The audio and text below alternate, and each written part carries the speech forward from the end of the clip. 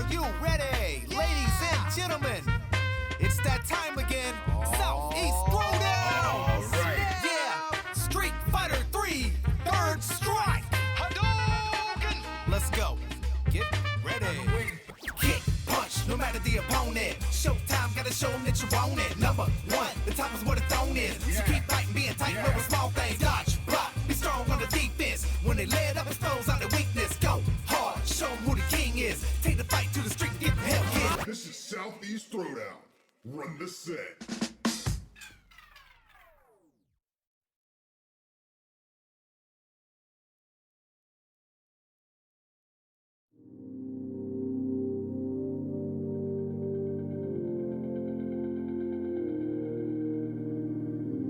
Alright everyone, thank you for joining us here at Southeast Throwdown Run the Set number 28. I am FlannelJack, and here is my co-commentator Boa. Howdy. And tonight we are running our weekly series of online Dirt Strike, predominantly focused on the Southeast Dirt Strike community. But ever since we opened it up, we've been getting great participation from players all over the country. Tonight we have players from Kentucky, New York, California, Michigan, and maybe a few others. So it should be a good time. But as usual, we have a heavy South Carolina and Florida presence. So it's always good to see everyone back in the bracket. We have a couple of returning faces, a couple of brand new ones. So it should be a good time. And I believe that we will be running, I think Lord Jimbo has already decided what the stream matches are going to be. So in order, it's going to be Nightline versus Perfection, herbderken versus ImTheRadicalLeft, Poe versus Lysergi, Kyo-Shiro versus BoogalooBoi. We all love BoogalooBoi. We all love our Boogaloo time. Myself versus Suiko since 1996, and XB2B3S versus GamingWithJimbo. This is a rare sight. It's rare that Jimbo gets to play, so yeah, it'll be really good to see him back in the bracket. We should be jumping in shortly. So if Nightline and Perfection can go ahead and get their match started, we can get started here. How's everyone doing? How's everyone doing in the chat? What's going on, Wait, this guys? is Jimbo's first Southeast Throwdown, really? It's not his first, but it's been almost a year since he's entered. Okay. Yeah, so it's been quite a while. So it's good to have him back. But yeah, on top of whatever's going on here at Run the Southeast Throwdown, next week, I'm sure everyone knows that the next Jazzy Online Edition Cross Run the Southeast Throwdown will be happening. It is our second month in a row doing it. I'm very excited to do it. Will you be participating next week, Bo? Do you know yet if that's how you're feeling? It'll depend on who all's entering, and also the Arizona qualifier is happening on the 20th, I think, or 24th. That's correct. And the results of that will also change how much I want it to be. Of course, that makes a ton of sense.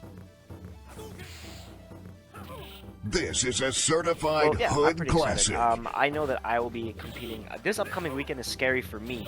I'm lucky right now to be on the top of the points ranking.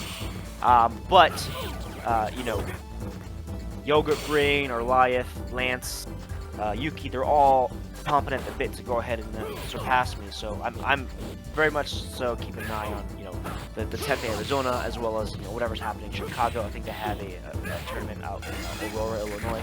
I'll be paying close attention this weekend.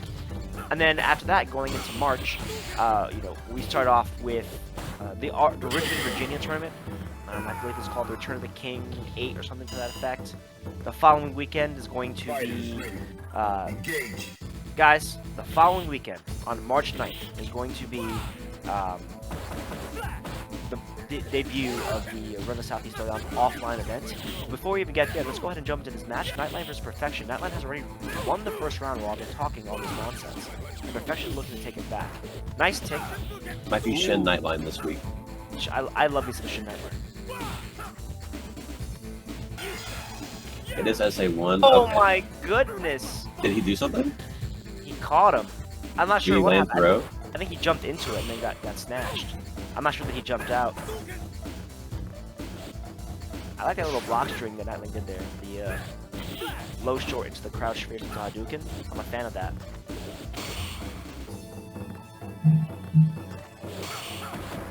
Oh, he should have just gone for a DP as opposed to the overhead. Burn all that meter. Oh, and then he gets clipped with, I can what does see it look it. like, a light elbow? Wasn't chip either. He died. That's tough.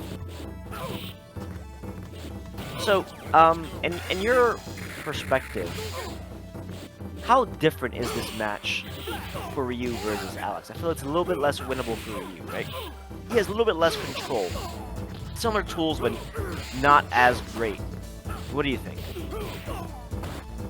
Like compared to other characters, or just like Well, specifically within the Shoto archetype, right? Like, and you know, especially in regards to Ken. Ken has a much easier time against Alex than I imagine Ryu. Yeah, I think Ken definitely has a way easier time.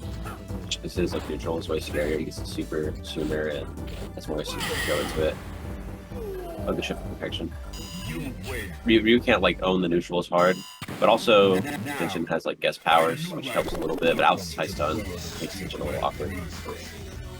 I think it's pretty comparable to Goki though. Like Goki has great anti-airs. I think that really hurts Alex, but also he dies in like 2 hits. Yeah. 3 hits.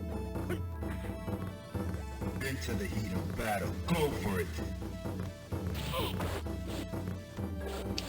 It's weird because even on high stun characters, I'm not sure if Genjin is even like worse than SA1. That's an insane secret. Interesting.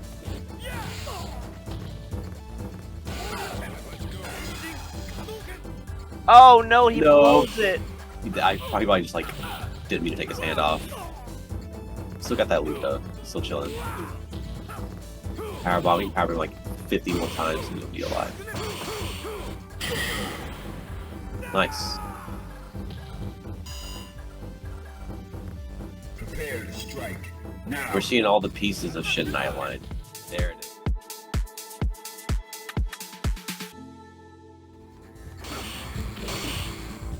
Alright.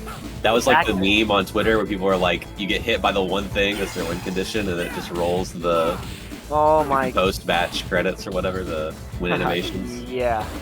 You hit him with that Perfection that full screen another top screen. SA1. I think he's timing it for when Nightline jumps in, and Nightline's is not considering that it's going to happen. So you think he might be pressing a button, or he's doing something when he lands, and Perfection is scooping him with it. Maybe it's empty jump throw, or maybe he's like pressing something late and disregarding himself. Yeah. What a weird little juggle. Nice catch. Scratching that together at the end there. Taking that win out of the couch cushions. Now, fight a new rival. Welcome to the world of Street Fighter. Prepare for battle.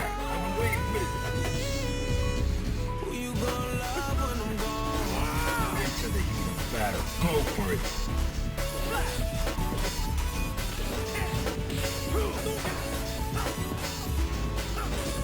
Right, early corner. Yeah, Never mind, or the other corner. No, third. I feel like Nightline, his corner pressure is a little lacking. I think he's whipping it, but not really threatening. And I feel like he needs to maybe connect a little more, or at awkward times, of course, it's not repaired. But I feel like when he has action in the corner, it's a little bit less recognition. Yeah, he's got to throw the shit out of it. Yeah. Good late tag. Perfection is developing like this as we watch him through all these events. Become a disciplined gamer.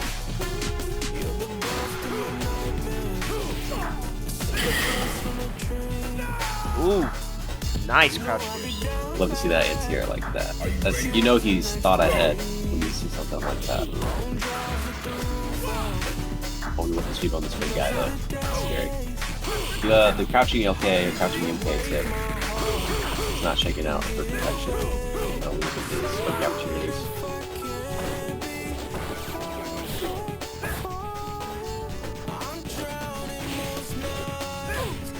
Absolutely no meter. Nightline okay. We're getting there.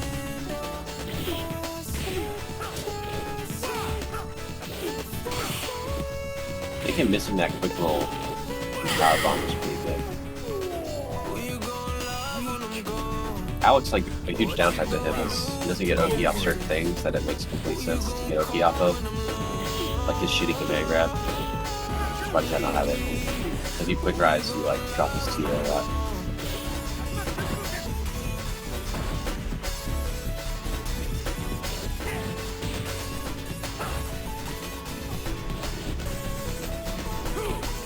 Oh, nice. That's Sam, the new T a lot.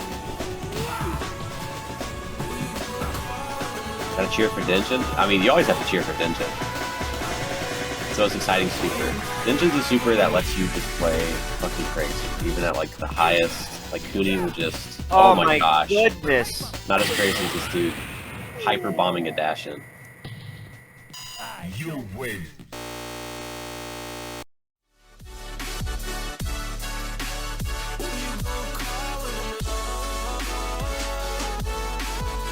We saw flashes of shit Nightline. I don't think he sustained the form. It was like in the Goku Black arc, Vegeta's fighting Goku Rose.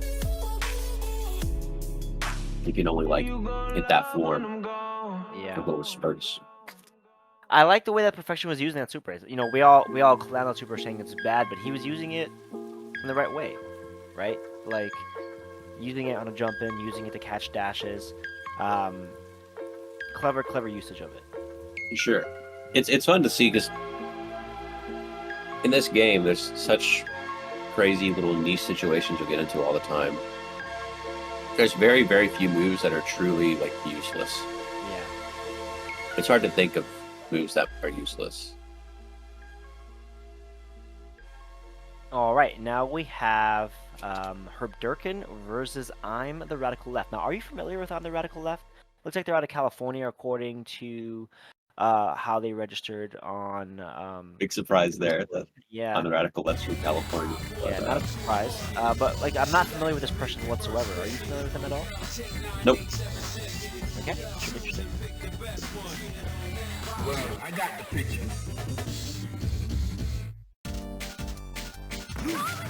Are you ready? Go! Alright, they are going with the Goki pick. Herbderken with his classic Mustard Makoto. Nice. They got low short into Hayate. But the Goki player is not deterred. Nice Paraxa. Oh, he's dead. Actually, just died. 4 seconds. Didn't even have to use a meter. I love it. Prepare to Very strike. strong opening Now. round for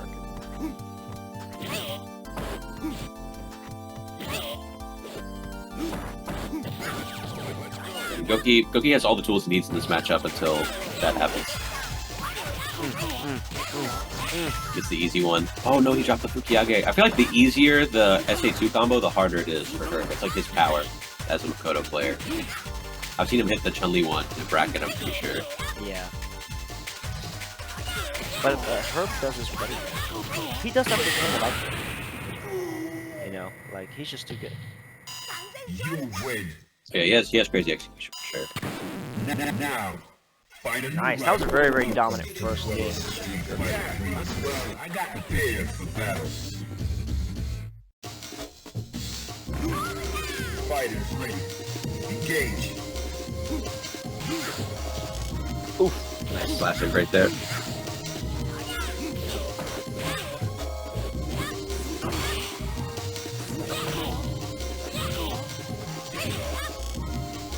Oh man, this is looking tough. Nice Here we jump go. back, but Not nothing critical big. punish. Yeah. Alright. He's just going for it. He just wants big damage. That did so much. I don't even think that was a crouching connect. That's just regular old got hit. That's the paper tiger life.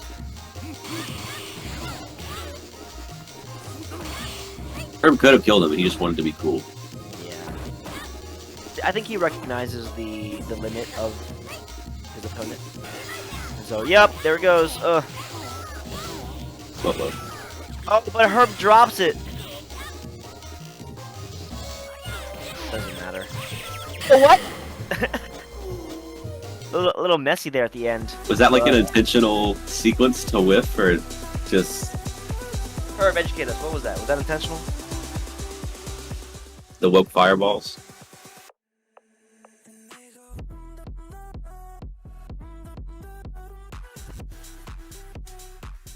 Oh, he thought it would combo. All right, cool. So, while we get set up on our next match, I believe is Po versus Lysergi. I did want to mention that on March 9th is the first offline Southeast Throwdown event called Parry This. I'm so excited for it. People should come out if they're able to do so. I know that Georgia is not running their local that month, so Georgia, if you're in the chat, if anybody's watching, please join us that day. North Carolina, if you're watching, please join us that day. Same thing for everybody else in the Southeast. Come out to Monk's Corner. Rev Runs Arcade. It's going to be a good time. I'm looking to repeat the victory. I know that people there are going to try to stop me, but I'm going to do my best. Please come on out. Please come on out.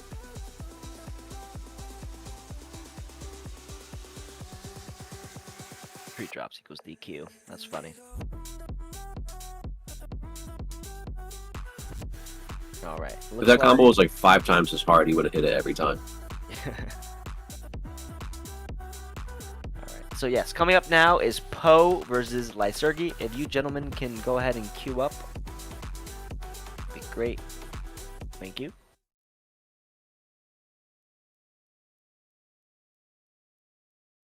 Prepare for battle.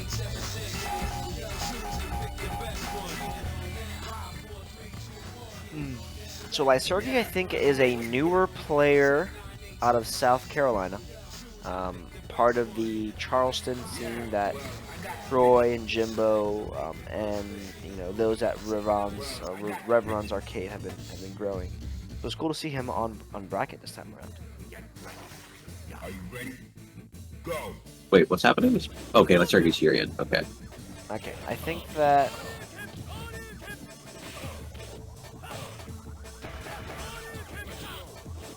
No, that's his name. That's his tag. Rev Run.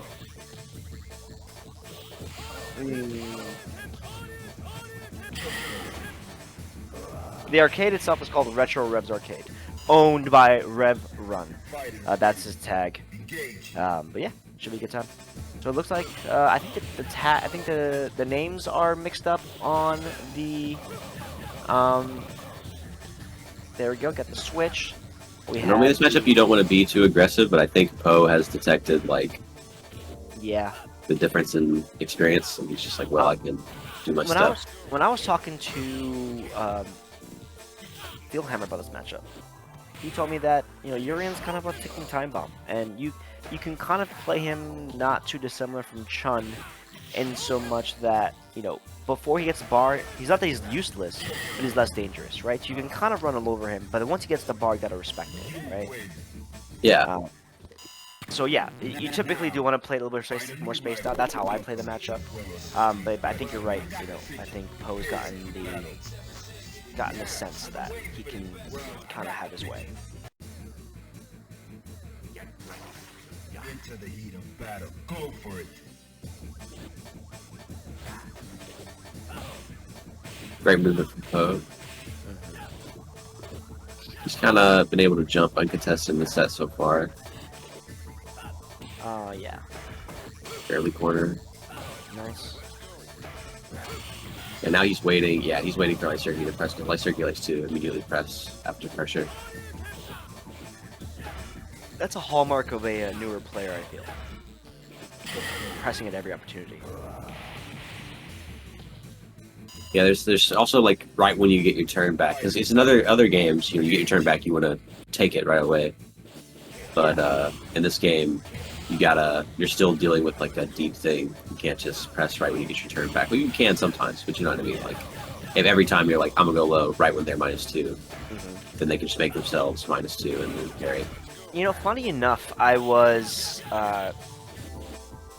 in the so I'm to have 2 weeks before I have an offline tournament, and so I'm kind of taking this no pun intended back to basics approach, and as part of that I'm rereading Domination 101 by Se.T, and he has a whole article about kind of the need by newer or scrubbier players that he describes in a lot less polite language about the need to constantly do something as soon as you're able. And it's often best to not. It's often best to take your time wait that just a second or just a moment, and then do something, and it'll throw off the timing. And I feel like that's true always in Third Strike, but also in other games as well. It's if you kind of just take a moment, you kind of offset the rhythm of things, right? Because it becomes predictable if you're trying to do something as soon as you're able. Yeah, for sure. I mean, you can give your opponent more options than normal because you do things. Like if you, after a string, like to dash in immediately on certain things, and that's like everything else you're doing is not that high value, they can just crouch and K immediately as Kin. They can double DP you for dashing or something like that. Like if they're jumping, they can position themselves for like the most rewarding anti-air possible, or a walk under. Like acting immediately lets your opponent be ready with the best thing possible. And there's benefits too. Like sometimes you like a player who's really fast is Queege. He goes really fast, and it makes it really hard for some people to match his pace. But that's like a crazy skill to have, to be able to go fast like that and not make yourself like easy to intercept. Yeah. But like tempo is, I never really thought about tempo that much until one of my friends who, like shout outs to Artur, was talking to me about it. I think he mentioned like Kuroda used to practice, I think it was like with a metronome or something, to practice different rhythms, something like that. Like Kuroda used to practice things to throw off his rhythm. And so like I started, one thing you can do is like listen to music when you play and try to play on beat, because the song will just change and then you'll be on a new beat. And that like teach you new rhythms. That's so fascinating. I'm gonna have to try that. Yeah, then you can like go back to like the timings you were used to. By the way, much love to Insilo, Lord Hugo user out of the Indianapolis scene. Thanks for joining us, brother. Oh no, gets the Denjin. Good stuff to BoogalooBoi. Now, I'm looking for big things out of Ben this time around. He got top 8 last week, beat me to get into top 8. Has been rapidly increasing his skill, his ability, and I'm looking to see some big things out of him. If he gets dashed in the corner, how do you feel about that taunt in that situation by Kyo-Shiro? I mean, if you're gonna decide I have a big old lead, I don't want to take my Oki. If you're deciding to back off, then you might as well, you know, you could whip for some meter, or you could like take the bonus and win in like one less throw or something like that. We see Neiman does that sometimes in these like recent online events. He's been taking like mid screen, he'll get a DP, and if he doesn't want to push to the corner, which Neiman like loves to play passives sometimes, Yeah, he'll just take the taunt and chill. I definitely do that after SA3 against like Hugo and Dudley and Myriad. But after a back throw that close to the corner, I'm not pressing it. Nice punish by Boogaloo. Just simple. Yeah, it's a Sorry, interesting decision point, like how different Kens will handle it. Yeah. Also, that's surprising. Been taking the first game on Kyo-Shiro. I actually don't think that. I think that Kyo-Shiro is a talented player, but I think that the gap between Kyo-Shiro and BoogalooBoi isn't as large as one might assume. Go for it. I've noticed Yeah, I might be off on my like, estimations too. Possibly. I think that we all have a great estimation of Kyo-Shiro, based on his point of origin, based on how he's performed in Southeast Throwdown tournaments before. But having played this new and improved Shin Boogaloo, I think that his footsies can. Oh no! But he misses the punish just as I say that. Just as I'm talking him up, he makes me look like a fool. Oh, but Kyo-Shiro leaking the super. Simple punish. Nice, close to stun. Stun. That was Tatsu in death. That was it. Yes, it was. Relax, Ben. Nice Never mind. patience. It was actually the best way he could have won. Actually, he was on like the 5th layer in that situation. Battle. Go for it.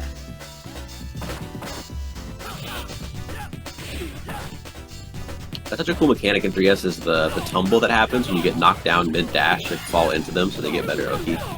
There's so many interesting things like that in Third Strike that are I feel like are under-documented. Sure. Different falling types, how different moves will produce different types of knockdowns and different types of wake-ups and things like that. Like, there's so much undocumented nuance to this game that I wish someone would. It creates a lot of like unique situations that you have like handle a little differently, or that you get to do something else you wouldn't normally do. It's a game from getting stale. Raw Tatsu. That's how I know the dungeon player is like on fire. They're not doing raw touches that much, and then they just do raw Tatsu. Ben! Damn, Ben. Okay. What did I say? This is a new version of Ben. This is Shin Boogaloo. Good Just stuff. change his tag to BoogalooMann. That's real. BoogalooMann. You know, I used to, you know, anyone who's known me for any amount of time knows that I'm kind of obsessed with the. So most Third Strike players do not want an update to the game. They don't want rebalancing or anything to that effect. I'm actually pro Fourth Strike, Forge Strike, whatever fourth version of whatever, right? And I always think about like what it would be like to add another character, even if it was like a fan-led project. But I feel like just adding anything like that, we just don't know enough about the game, and those who do know enough about it aren't sharing that information as widely as we would like. So, yeah. Information can be hard to provide. Yes, a lot of the things that like happen in this game that you like learn some more. Just you have to basically talk to people to learn them. Yeah. All right, I have my match against Suiko. I'll see you in a moment.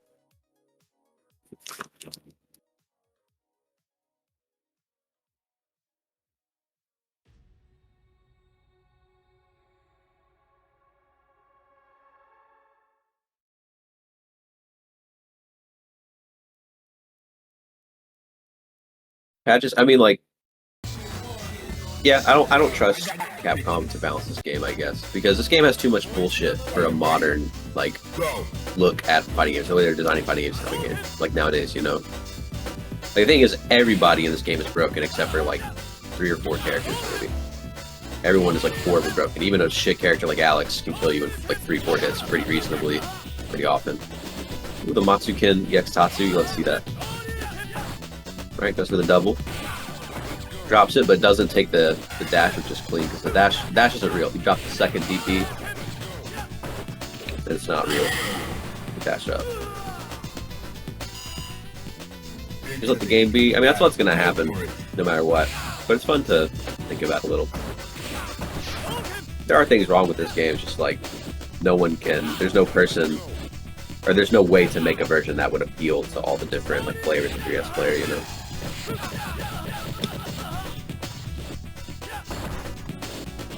They just gotta put the 2 ice stages and music in. That's all they really need to do.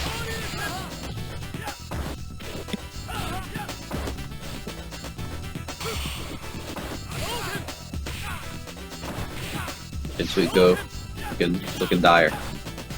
He's got the super though. You win. Flannel looking a little more aggressive than normal. Now, find a new rival. Welcome to the world of the street fighter. Prepare for battle.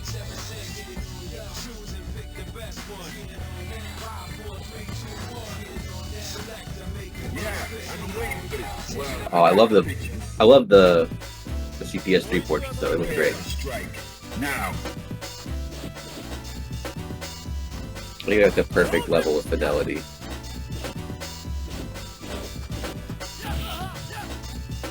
Dash up, sweet. Oh.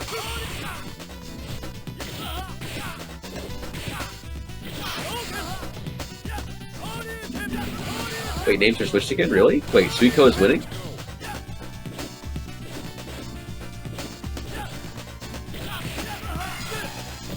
That would make sense why Flannel is playing weirdly aggressive, but that's surprising that Suiko is winning.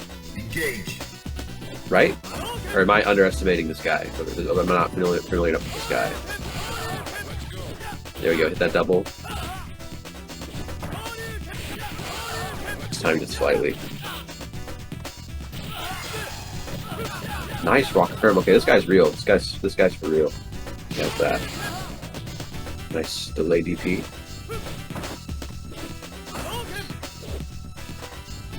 Okay, Flannel can get back in here. Suiko does not have super. Nice. Was that, I don't know if that was cross-cut or auto-correct, but it was sick. He's capitalizing on all these opportunities perfectly. Flannel's got the fight in him. He's A rank, so you know he's good. Interesting.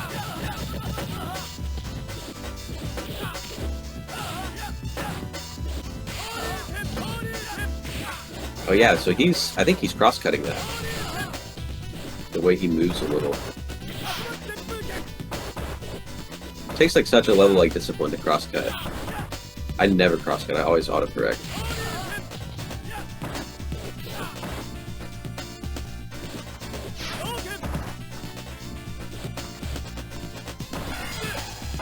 I tried to trip guard him, but he can confirm.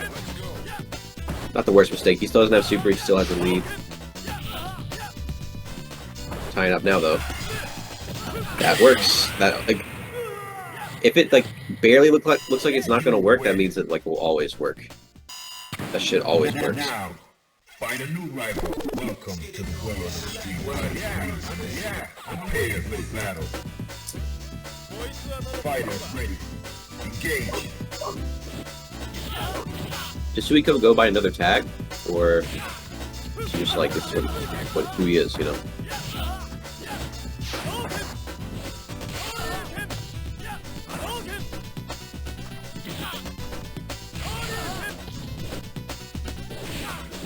We should have a Thug Finals first to 10 between Juju and Dominican Power. That man is Suiko. What does Suiko mean? Fighters ready. Engage. I can't beat Elena. You can't say that. That's crazy. She sucks. Just beat her.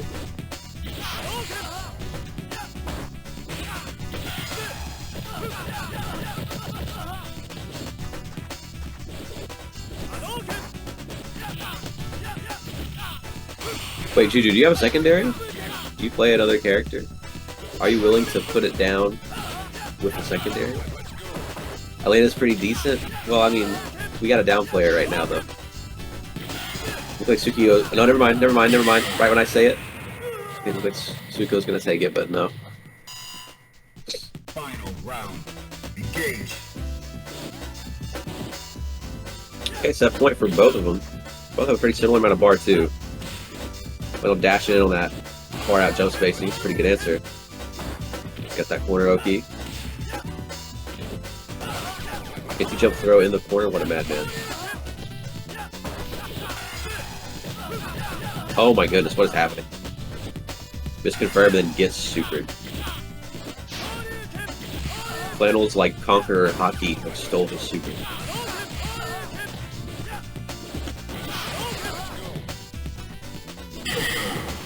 Okay.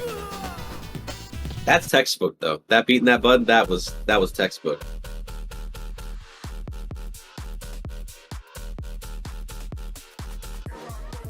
Interesting set. Hello, Flannel. How you feeling about that? That was stressful.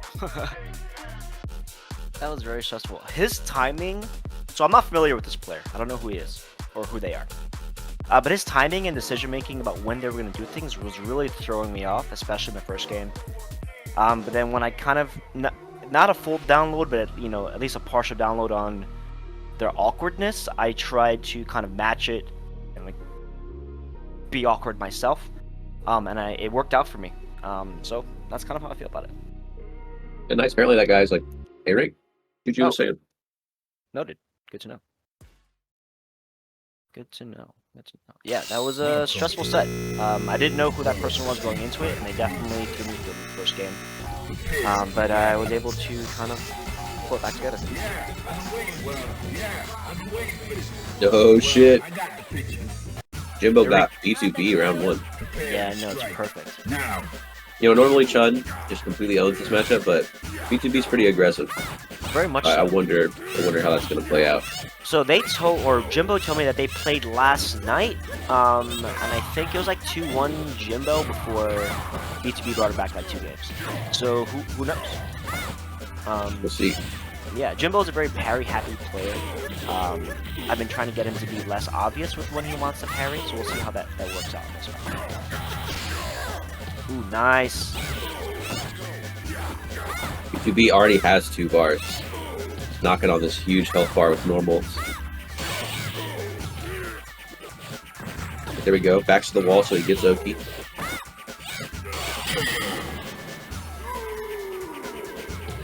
basically the worst nightmare for fighting this character. She has round 2 bars at the start. Good catch on that dash under. B2B thought he was slick.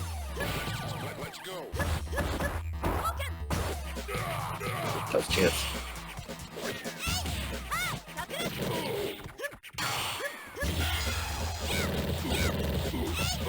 Jimbo's kind of getting suffocated right now.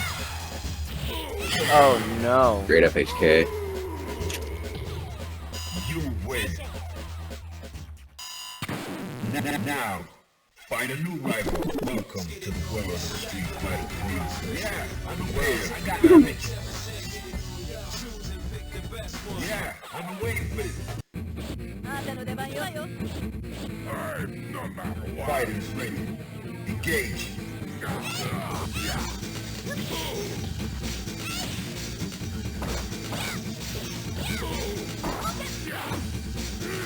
Can't get away with those minor specials. Grab that.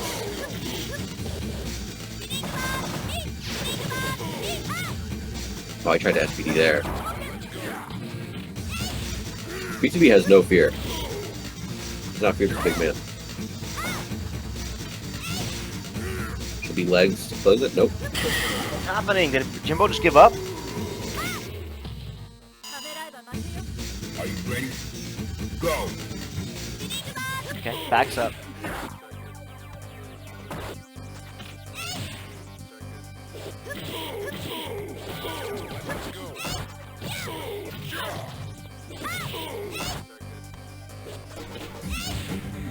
Empty throw, looking like an Oro player. Oh my goodness. That's a chip out, isn't it?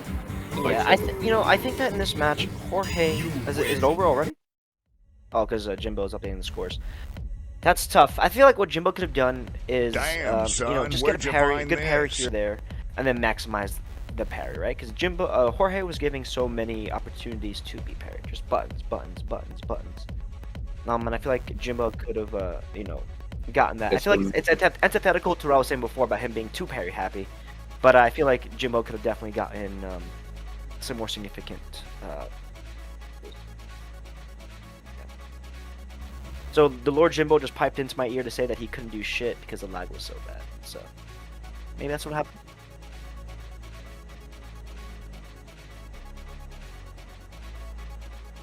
How region locked is this tourney? I believe it's continental US. Is that correct, Jimbo? Continental US? Yes, it is the continental US. Or continental, like just North America, right? Just can't Canada and Mexico play here now? Or no? Jimbo?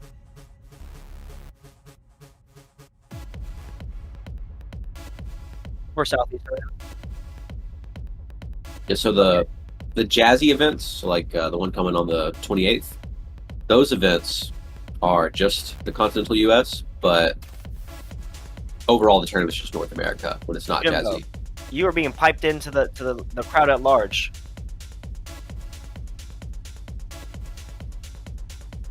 And now he's gone. They can see you. Are you intending to chat with us?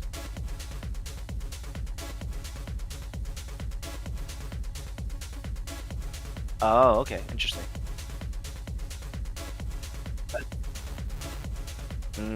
Noted. Okay, silly meme. Anyway, let's move forward here. It's pretty normal for streamer not to talk anyway. So, so off stream is gonna. So, Jimbo, it's you versus Suiko. Do you want to run your match before you get into winners quarters? Okay, so a little bit of a change up because Jimbo is the streamer. We have to watch all of his matches. So we're gonna run Suiko versus Jimbo right now on stream.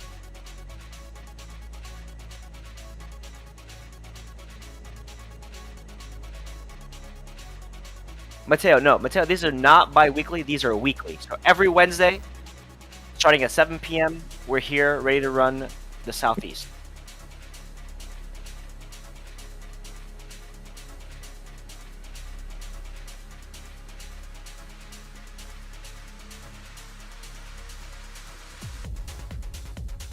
Awesome. We'll be happy to have you.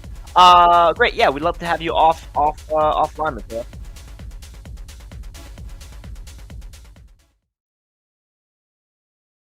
Welcome to the world of Street Fighter 3. I've been waiting for this. I got a picture. It's like Suiko vs. Jimbo is live. The Ken versus Go match. Go for it. Oh shit. You can hear the Jimbo inputs. Yeah, I just had to mute him. Okay, so I'm gonna mute him too. Yeah. That he dude has a loud ass stick. does. You know, I think all Hugo players play that loud, to be honest. That's true. Okay, so I know that Jimbo does have difficulty with this match, as do a lot of beginning Hugos. This match also just. Are you ready, son? Alright, Go. that's you. This matchup also just sucks. It's like very hard to deal with Ken just chucking EX air Tatsu at you, or just playing slow far away. Until you can parry that stuff. Like, are you familiar with, I'm not sure how to pronounce it, Korokatsan? Oh, I think it's Worko Texan. Or Texan? Oh, okay, that makes Maybe sense. that's it. Do you know who that is? That person in real life? Nah, I've played him a few times though, I think. Yeah, he's a very, very, very good hero, right? And is able to almost always consistently parry EX air Tatsu. Oh yeah, he's a very maniac. Yeah, very, very good. Great mix-ups, great timing. Speaking of tempo, knows when to switch up the timing and tempo of his play, and when to do what. Alright, Jimbo just walking back to the corner, a little afraid.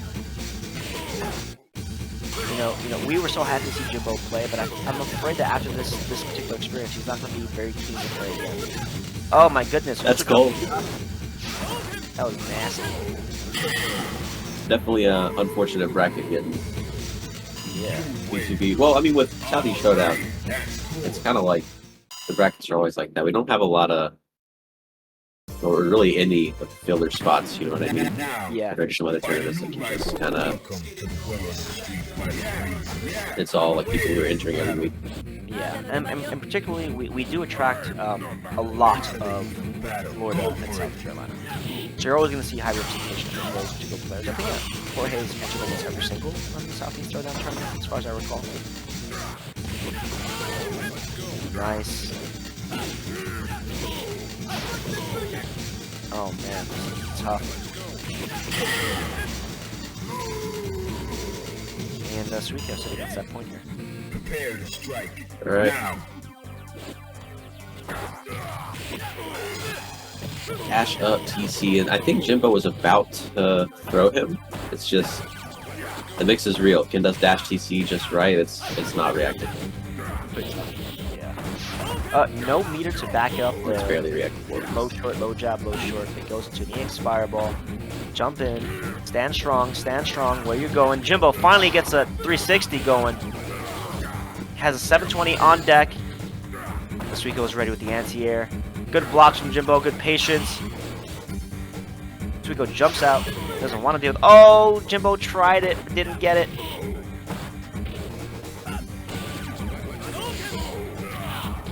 Nice air to air. Jimbo. Oh, he almost had it. Almost. You win. GG's to Jimbo. GG's to Suiko. What an experience.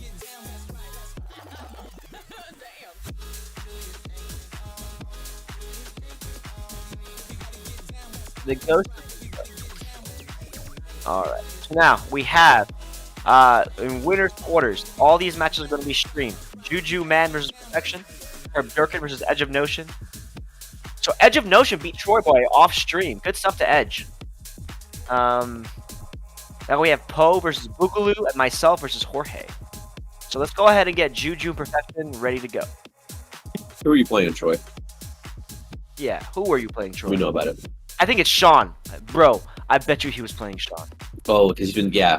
It's always the case. You could tell who Troy's going to play by which channel he randomly posts and is like, we're about to have way more X mains or something like that.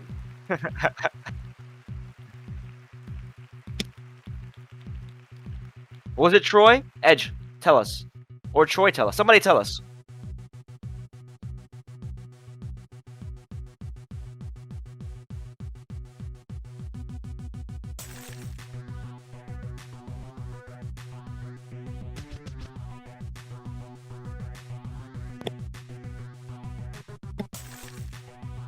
Alright, so it looks like Perfection and Juju have started their match.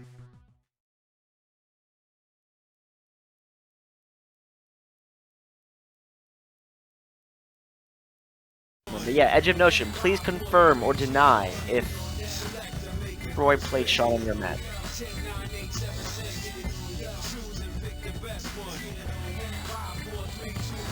He won the first game with Sean, and then got set up and ran away.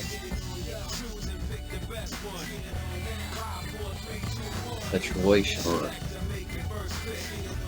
You just gotta get top 8 with Sean, Troy. You just gotta get yourself in that graphic with Sean. That's all you gotta do. That's probably his goal tonight. Oh man. Alright, well he played Sean. Into the heat of battle. So here we go, Perfection versus JuJuMann. So Perfection opting for SA2 this time around as opposed to Hyper Bomb. You gotta bring JuJuMann, the heat sorry, fully against Juju. yeah, you have to bring the real stuff.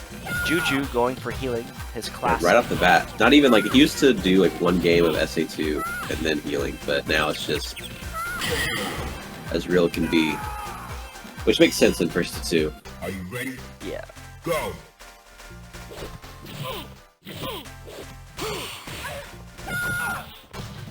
Alright, lands, the reset goes for DP. The back HK doing damage here.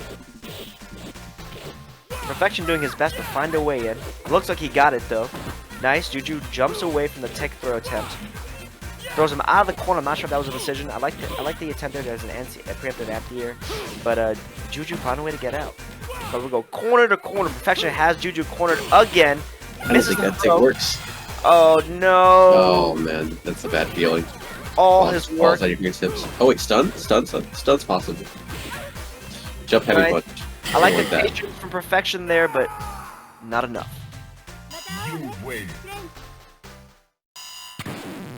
I'm not sure if Perfection recognized that Juju was on the sophisticated stuff. Prepare for the battle. I feel like he had noticed. If he had noticed, he would have gone in as opposed to kind of standing back a little bit there. That's probably how you have to kill her when she has the super too. Like Yeah. when she pops it.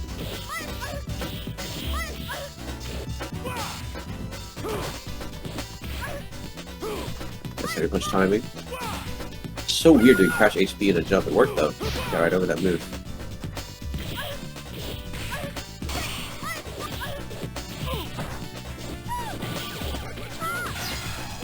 He's been playing a little zany this round, but he's got all his health back.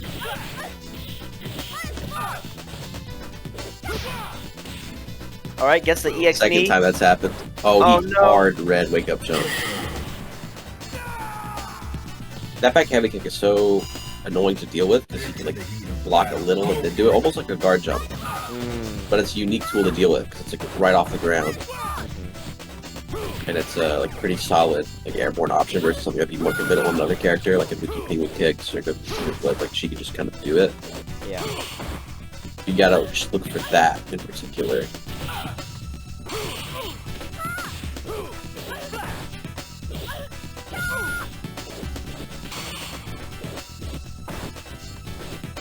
This is looking so tough for Perfection. He's doing his best to find a way in, but all these errant buttons. I guess it doesn't matter. He gets big damage, gets a corner control, but throws her out of the corner. Oh, he read a jump. Hard reading that. Yeah. He gave away all his momentum, all his hard work. Oh, but he has another opportunity. He doesn't He just confirm. went in as hard as he could on that. Shut the Shout farm. out. Yeah, shout outs to BFG. That was definitely a shit confirm. Unfortunate. Alright, and Juju goes over 2-0. Next up, we have Herbderken versus EdgeofNotion.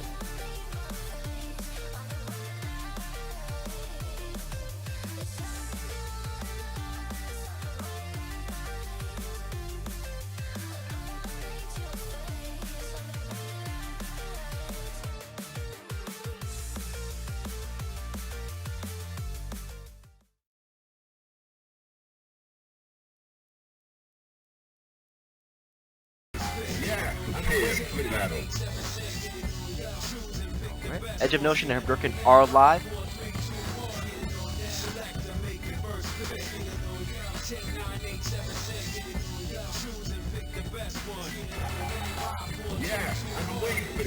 Oh my god, we're in the Herbderken verse. This weird dark realm of new wave and 80s. And Herbderken verse is everywhere he goes. Into the heat of battle. Go for it.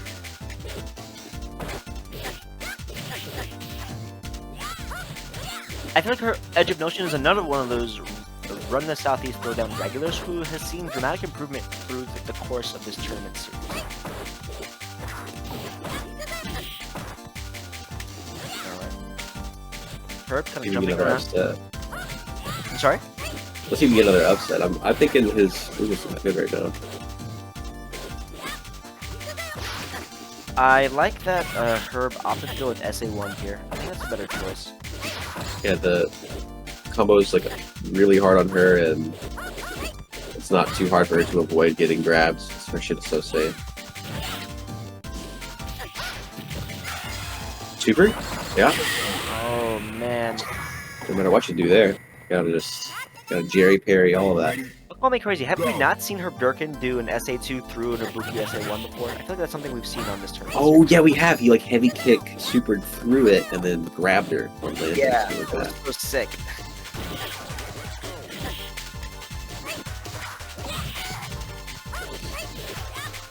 Alright, gets the Tig Haraksa. EX Hayate. Nice delay. Catches her out of the air with the stand strong. Ooh, on the verge of stun and gets it with a crouch jab. Jab stun. Kind of blows it though. Probably not gonna matter. Let's see. Another crouch jab to seal it. Final round. Ah, we are in the middle of an ad, unfortunately. But But both subs. This is for you only. yeah.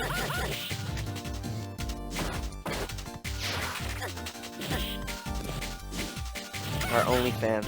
Okay. Oh, it gets reset. Herb getting kind of mauled this round. Jumps out of the sweep. Does edge. Herb finds a confirm into the. Not gonna get in that lead. Yeah, that So was. awkward with the super. I'm not a fan of the decision. I like it when Makoto's kind of safe SA1, right? Like I understand a lot of times they want to use it to kind of even up the life, but now he's sitting a significant deficit, meter deficit, and even still life deficit. Sure, the card uses scales of, or the Hayate scales of the card. Yeah, it really does. Oh, finds a Couldn't do way in. Oh my goodness! I'm not sure that actually was confirmed or not. Oh, it was! It worked! Wow.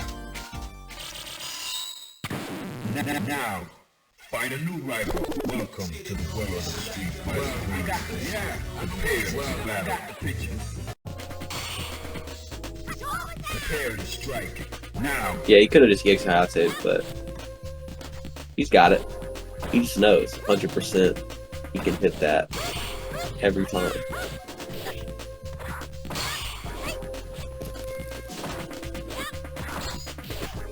Remember what I said earlier, the easier the combo is, the more likely Herb drops it. Yeah.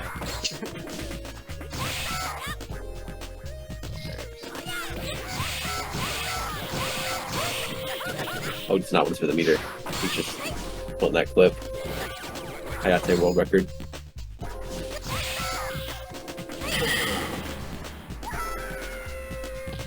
Hey, Edge was looking a lot better in that first game, but Now. Herb's kind of getting in how and when he wants now. Tough.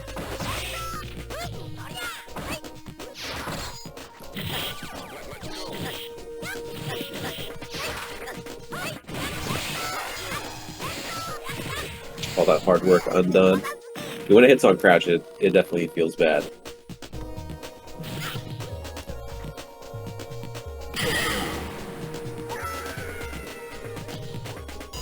Alright.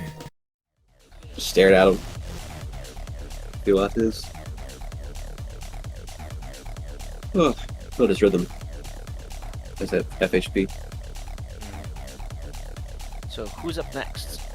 Poe and Boogaloo. This is going to be a significant challenge for Boogaloo. I feel like Boogaloo's neutral has improved, but I'm not sure it'll be enough to contest Poe.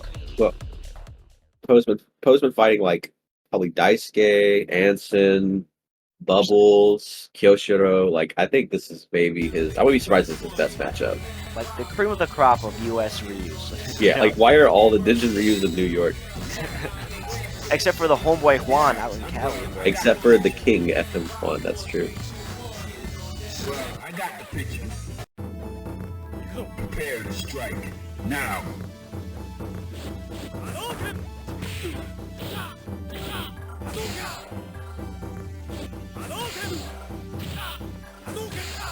Alright, chucking plasma. Boogaloo in a slight lead. Ooh, he said fuck your okay. Completely changed momentum of the match. Before that DP, it was Boogaloo's round. But Poe managed to take something significant there, make something big. Good patience and blocking from Boogaloo. Oh no, but gets tagged by a low forward into EX Fireball. First round goes to Boogaloo. That was his chance to lock him down in the corner, but he's too far back and he wasn't ready with the jump back to hit that jump out. So Poe's experience showing there, he's just like, well, I'm out. Close to stun, but not quite. If he just applies some more pressure, oh, and now all of a sudden it's pretty much gone, about halfway gone, and now it's Poe's world. Nice DP. Oh, no Tatsu off low forward. Yeah, he missed that significant opportunity. Oh, but it's tagged. Low forward. What's the mix? Empty jump throw. Oh, he went close for enough. it. Oh, just keep doing it. Relax, GK. The just do it mentality. I love it. What has gotten into these hands? With a DP, do it again. That's definitely a hallmark of a crazy Ken out of North Carolina that I'm familiar with. It's a very, like, ST Oken thing to do. Bro, that's who I play in ST. I'm not surprised, then. I'm not surprised. It works! That shit is messed up in that game. Yeah, it's fucked up. And he's not even the best. He's not even the best Shoto. He's the second best Shoto, right? Maybe the third best Shoto. If you don't count Sagat. Nice, patient. If you don't count Sagat, oh my gosh. Right? That's true. If you I don't forgot you're one of those, like, Oro's a Shoto people. Yo, Sagat is... I feel like it's a better argument for Sagat being a Shoto than Oro. Come on. No, that's true. That's true. That's true. I don't actually believe that Oro is a Shoto. It's really amusing to say, but I will die. Okay. I will die on the hill that Sagat is a Shoto.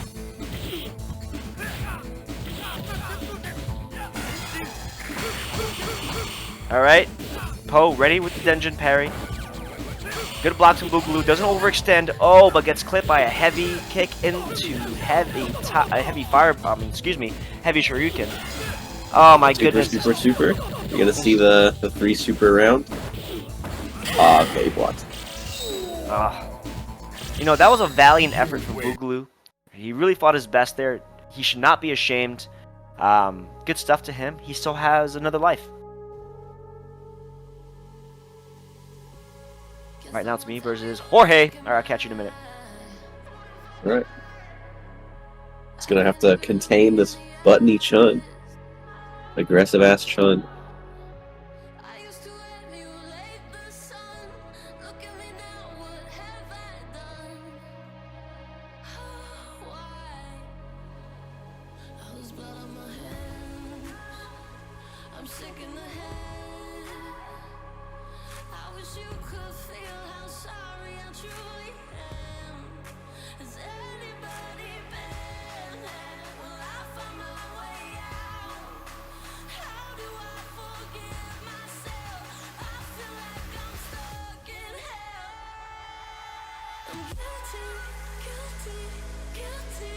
After this set, if losers finished up, then we're in top 8.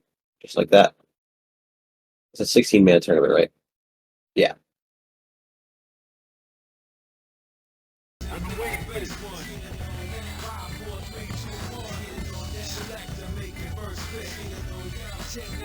Well, I got the picture. Prepare to strike. Now.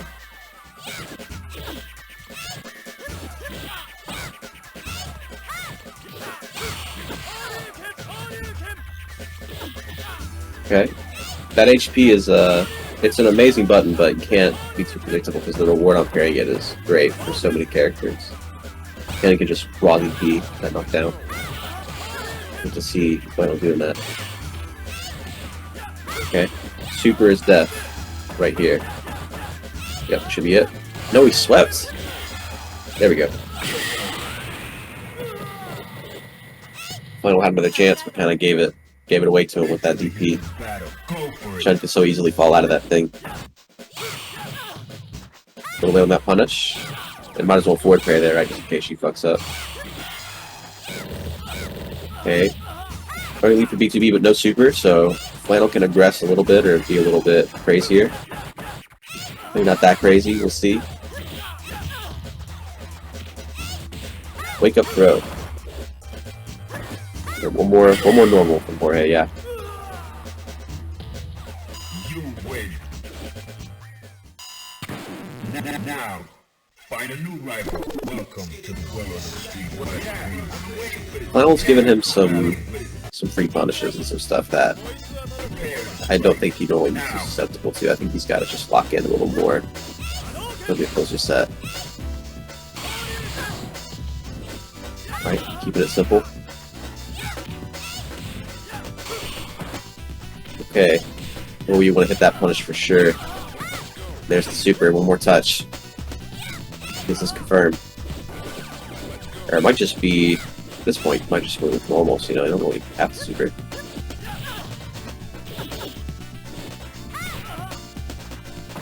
Maybe Flannel's a bit hesitant to confirm himself too, because he doesn't lose his only bar. Okay, there we go, he's got some more meat now to spend. Yeah, it's rough. It's rough calling that out on your left right because you gotta wait till like late tech timing and hit her. You just gotta like not really mix them up and just sacrifice it to call it out. Misconfirmed though, huge break. Taking it meterless because there is a third round. I like that.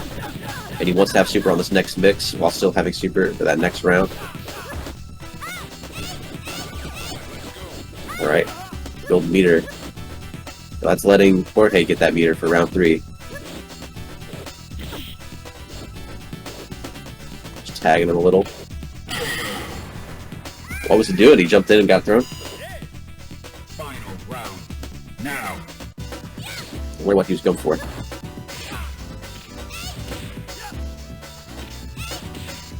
There we go. It's the classic. Chalibro loop. He's not even carrying, he's just walking right up to him and snatching him.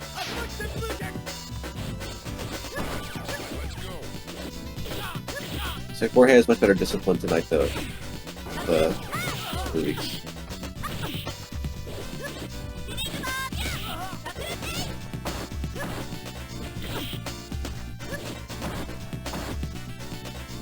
I think Flannel's trying to walk confirm this. Slice on the line, dude. It's just about... Okay. Left, right, and he's probably respecting that. Yeah, he's respecting that EX SBK. Raw super! That's not even a punish! He just jumped after the fireball. Yo, Jorge, are you sure you're in Florida or are you in Australia, bro? What's up? Yeah, that's the second time tonight somebody's, said it was lagging, so... Yo, Nightline, that's exactly what was going on, bro.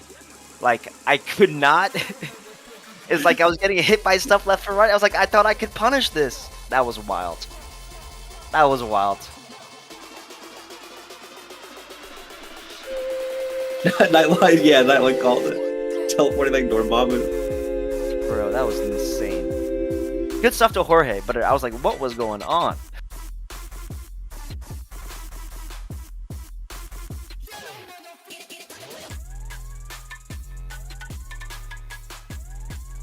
Well, I guess I gotta fight my way through losers. Oh man.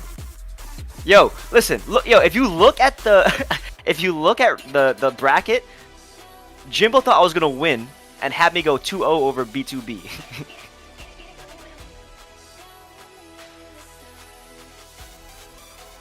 Jimbo thought I was gonna win. Jimbo, you're gonna have to fix that, bro. Jorge won. Oh, I thought you were saying like the projection. You mean like the score he entered? No, he straight up put up me as the winner. We can we have the power. We can rewrite history. We can do it. We can do it.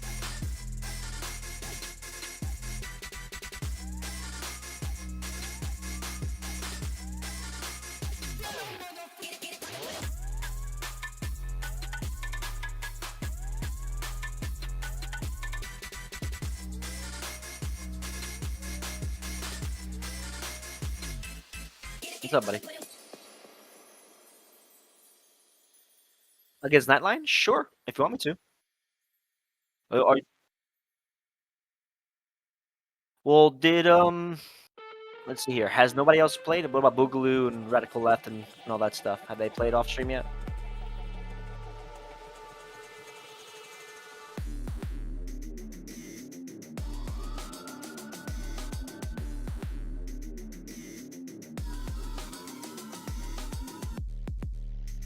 All good, brother. So if you want me to play Nightline, I am more than happy to do so. But if you want the last losers match. Okay, noted. So no worries. Nightline, make yourself available, please. And I'll catch you all in a minute.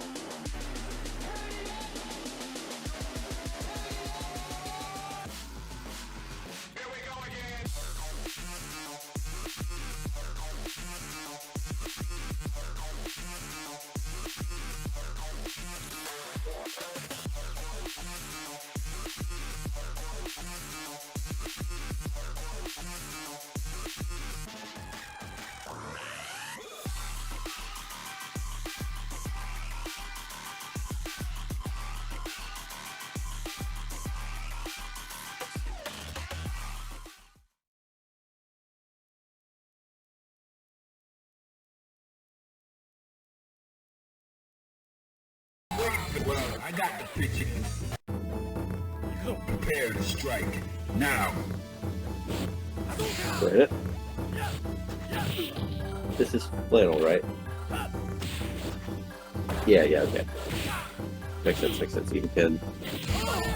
And, I guess I would update it, and let's just finish.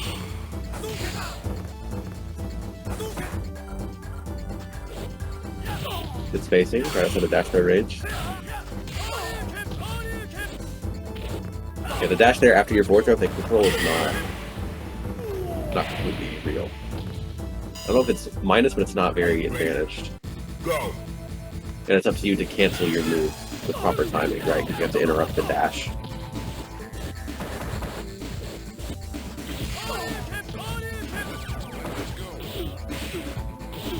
How would you measure that? How would you measure whether or not... Because the dash itself is going to be minus, but you can interrupt it as early as frame 12.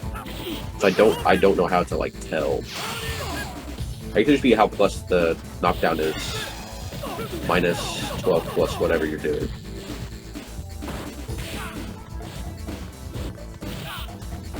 Or minus 12 and whatever you're doing. Nice. FlannelJack will just keep it simple, multi-hit DP.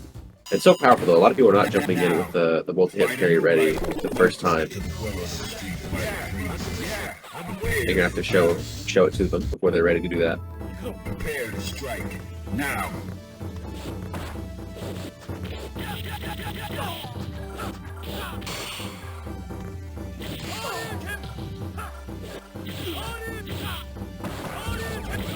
Which does not care. No confirms for the week. Huge call out though. He still has him. No, he wanted the DP. Okay, it's okay. That actually generated way more meter. Prepare to strike. Now.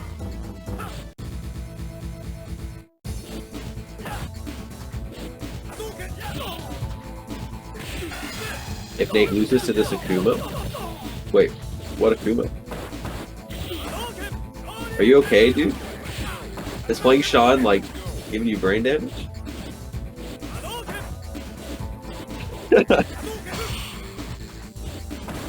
He'll do that.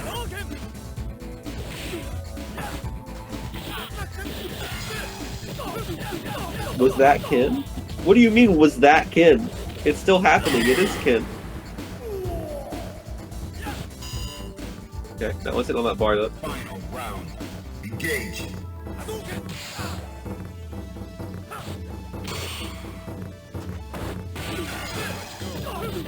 Oh, good shit. Yeah. Just pressing that crouching P is it's hard to time, but it is a bar A. If they try to throw, you will hit them. If they throw like perfectly, or like as soon as possible, crouching P will very often hit them.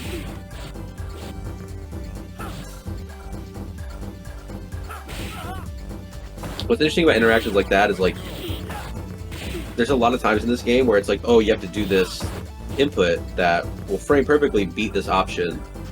The thing is, the impetus is on your opponent too. If your move is not frame perfect and it doesn't work, that means they were frame perfect, right? Good shit for FlannelJack. That's, I guess, the expected result. But Nightline put up a good fight. But yeah, like with that crouch and P against the throw, it's like you have to do it perfectly to beat a throw that's perfect. So it's kind of, in a way, you're like, well, maybe I don't want to do that because I have to be perfect to beat their option. But that assumes they're also perfect. So it's like, if you're both perfect, you win. So the advantage is on you, assuming the execution is equal. So I think options like that are fine. Like, even if you take a really hard answer, I mean, you just, you know, it's like bottom bitch mentality to be like, well, I'm not going to do the perfect input.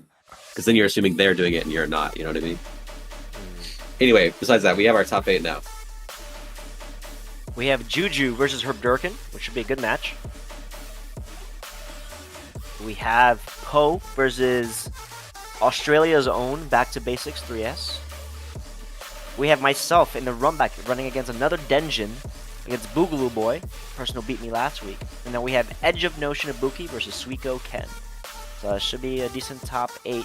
In this top 8, we have, looks like 1, 2, 3 Kens. Better than a couple weeks ago when it was like almost exclusively Ken. 4 or 5, yeah. The truth was, it was like 7. And it was the disinformation from Jimbo, thank God. Put some different characters on that top 8 graphic. That was definitely the perfect way to put it. Disinformation.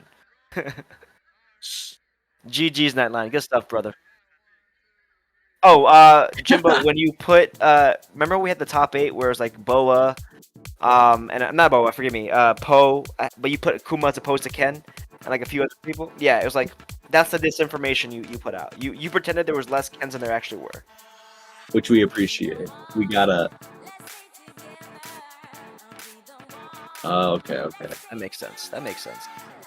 Also, you lost because you were drinking Yinglings, Nightline. If you're drinking like Modelo's or something respectable, I think you would have had it. I forgot, this is a Yingling hate stream.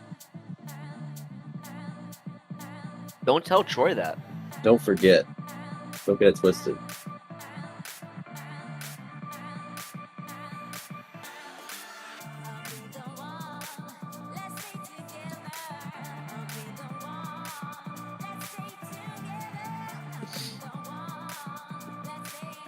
You actually hate Yingling?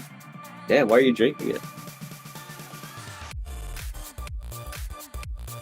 It's pretty bad. I think it's like the first or second worst thing you can get.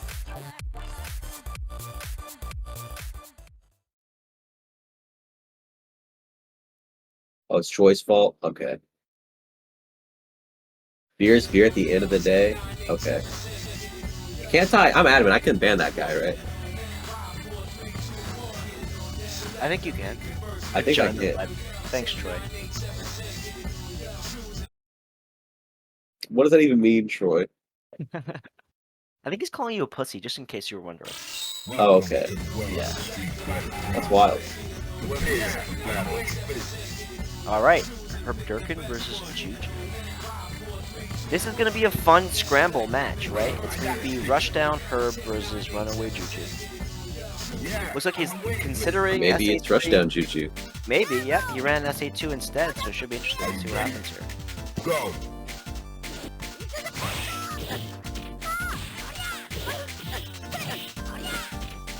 It's how they started how is Natty Light not the official drink. Or is that only a 4 thing? It's either Natty or Modelo. Not Modelo, it'd be what's the one everybody drinks down here? In Tennessee, it's Miller. It's Miller. Everybody drinks Miller Light in Tennessee. It's like the go-to bumpkin beer. I think people drink Miller Lite everywhere. No matter what state I've lived in, whether it's in the Northeast or in the South, people love them some Miller Lite. It's, it's pretty solid. Moonshine, I mean, there's like a history of moonshine. I've never, and I guess I've been around moonshine a decent amount. I've never really had it, but I don't think it's a huge thing here. PBR, definitely not PBR.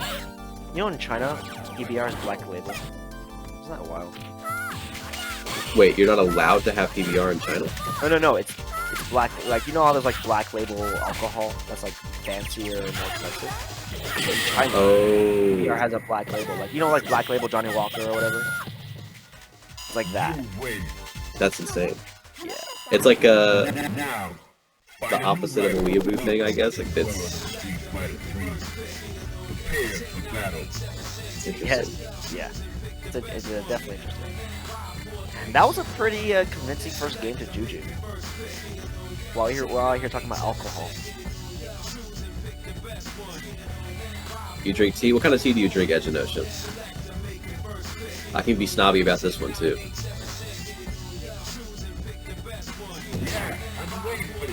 The hating never stops. Are you ready? Go. Alright, Dark Okage in the chat with the advice for Herb. Wants him to crouch MK that overhead. I hate Corona. I think Corona is actually garbage. Corona, yeah. You could have Corona like sealed in a vault as fresh as possible. It would still taste like it's been sunned. Like it always has that skunky vibe to it. Definitely correct. I'm a fan of Modelo. Modelo's good. That's like the go-to gas station beer. Like Negro or Especial, I'll drink both, bro. Oh, for sure. Oh, I love me me some Stella. I love me some Stella as well. Heineken's I had the privilege of drinking Heineken when I was, where was I? Belgium? It was. It was delicious up there. Stella was always a go-to for me. I'm a big fan. It's just so expensive. Stella is.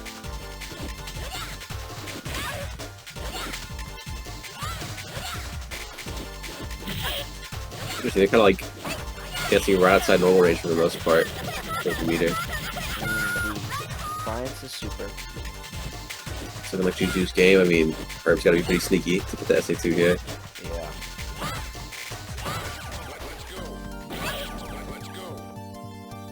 Herb is trying to find a way to get Juju to sit still. Not working. Juju's content to keep jumping over and over. Alright, Juju sits still. Finally allows herbderken a way to get in. He goes for the air-to-air. Thanks for the raid, Vinny. Good to see you, brother. Oh, he is ready for the super. Yep, Perfect he was way to ready. make that comeback happen. Mm-hmm. All malt liquors that are thinned down with seltzer water. Don't say that. Don't be right. You're right, but I disagree. That's true, EdgeofNotion. Man, I don't like that tea is associated with Britain. It should be associated with China, but that's a different topic. It is associated with China. It's associated with India. You know, associated with Asia. But it also. It's true. I feel like in the West, when you bring it up, people think like Britain immediately. Of course, we're a former colony.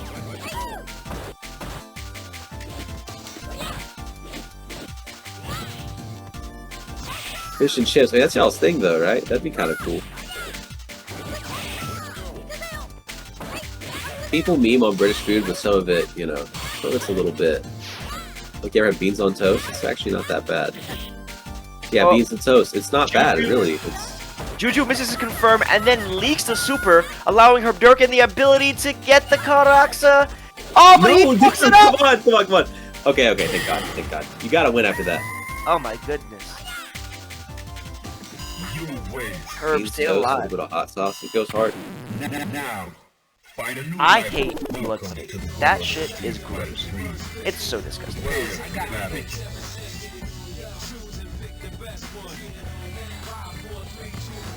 Congealed blood. Wait, what? In the UK for breakfast, it's like there's a pudding or Vinny, correct me here. What's it called? That shit you guys got. That's fucking congealed blood. That is so gross. I'm sorry that I defended them. That's horrible. Yeah, it's blood pudding. I fucking knew it. It's Blood pudding? It's disgusting, bro. Black pudding. But it's still fucking congealed blood. It's gross. I'm not a fan. Oh man.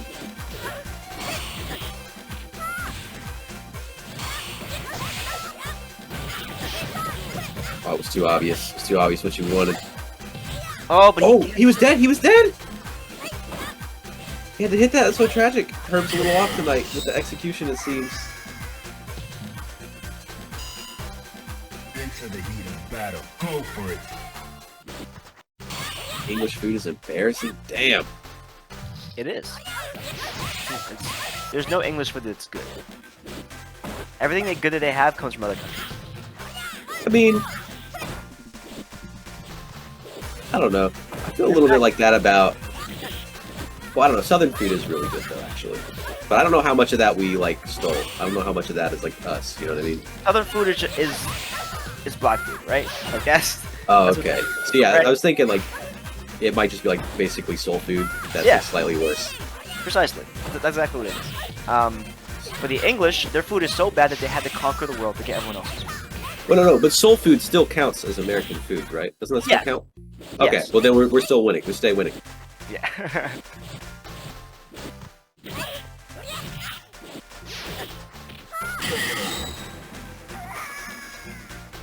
You win. And there we go. 2-1. JuJuMann takes it. Or put up a good fight if his execution was just a little bit tighter. Would have had it. So Poe says, random note. Before he and B2B play, I used to play all the time during his first OE stint in 2011. And then Jorge remembered Poe when he came back, which is very meaningful to him. So that's very sweet. We all love, even though we're clowning on his internet, we all love us some back to basics. We love him. It'll be even sweeter when you kick his ass. Yes. Well, maybe actually he's even further than you, right? Oh yeah, it's worse. Maybe Jorge's powers have only grown. Oh my goodness.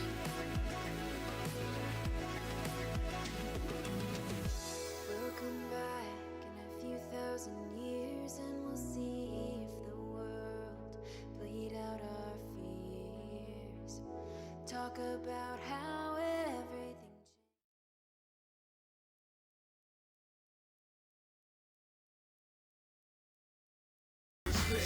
Prepare for battle. Alright, here we go. Poe versus back to basics. Let's see how this goes. Prepare to strike. Now.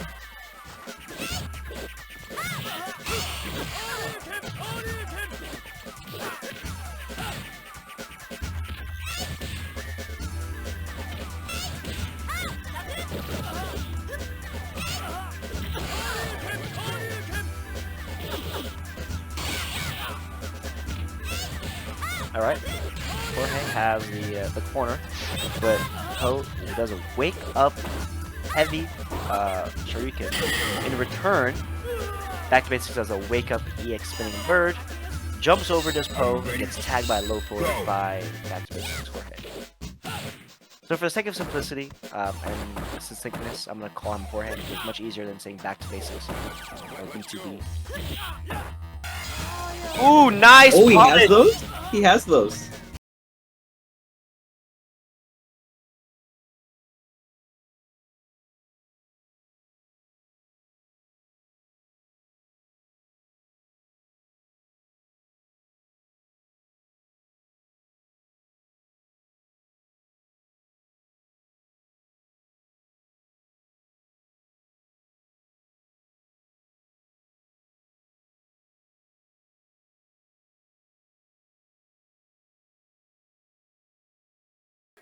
And the double. we saw a glimmer of the waiting for next match.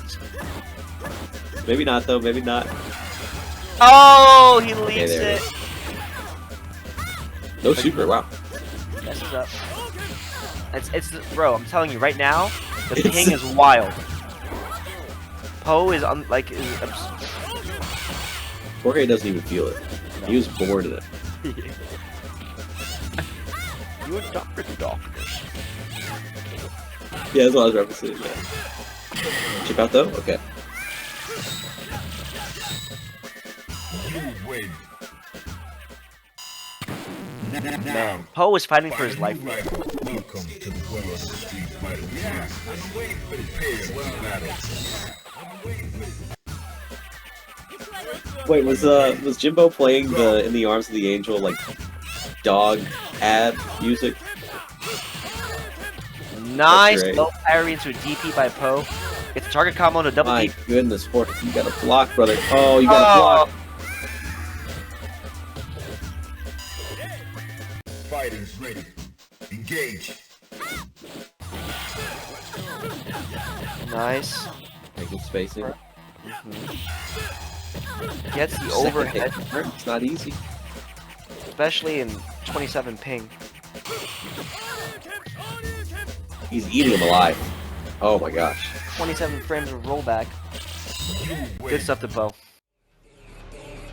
It was just going in. Maybe he had the lag. Like he was like, I have to harness it and use it for my own powers. You know.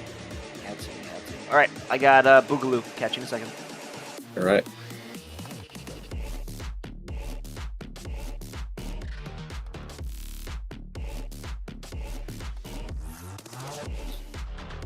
BTB is your boy, Juju.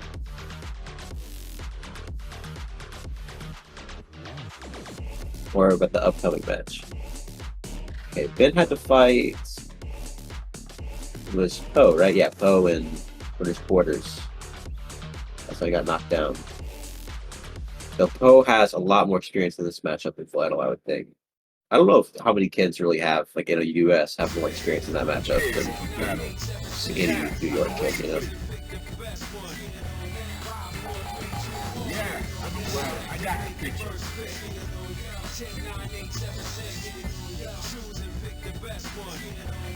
Is that how it works, Nightline? You're like, every digit you drop is one damn hits, vice versa?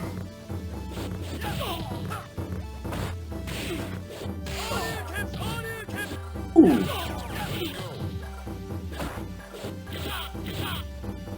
That's cold, Poe. You were like, guys, me and this dude are like best friends. We go way back. I can't believe he remembered me so nice, and you just put him in a body bag. That's messed up.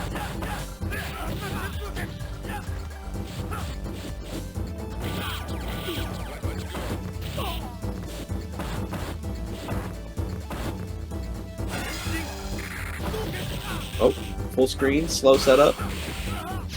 One more touch. Oh, also one more touch for Ben. That was it. He mistimed the heavy punch. Mistimed that jump heavy punch. It was a completely different game. Are you ready? Go.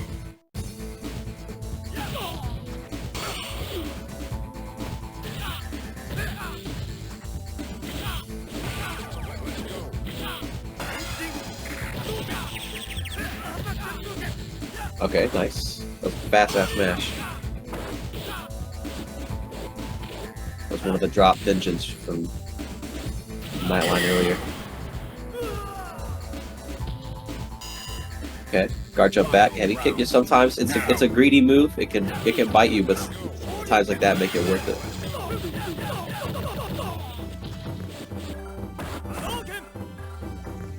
Goes out of this corner. Okay. FlannelJack had the spacing. Now he can run away. Dashing right up, mistiming that.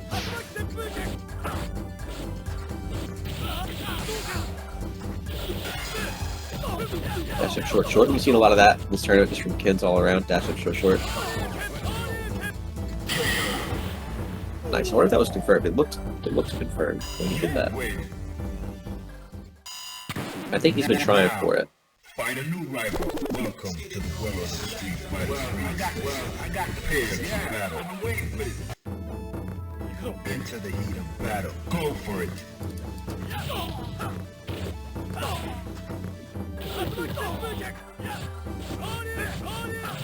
Oh, there's the Okin mentality right there. Show you.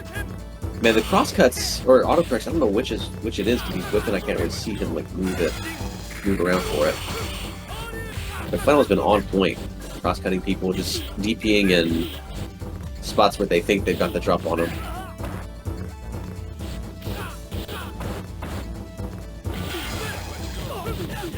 Yeah, I think he's trying to confirm that. Fennel's not the type of dude to just be ripping that all the time.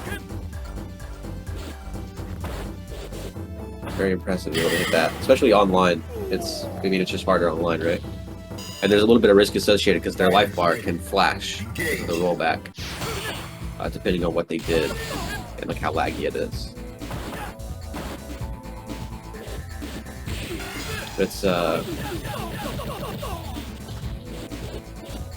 I think sometimes it can be a little easier but riskier on FB Neo. Oh, that was sick. He went for the reversal Jinrai, and even though Ben canceled, he still had the kill.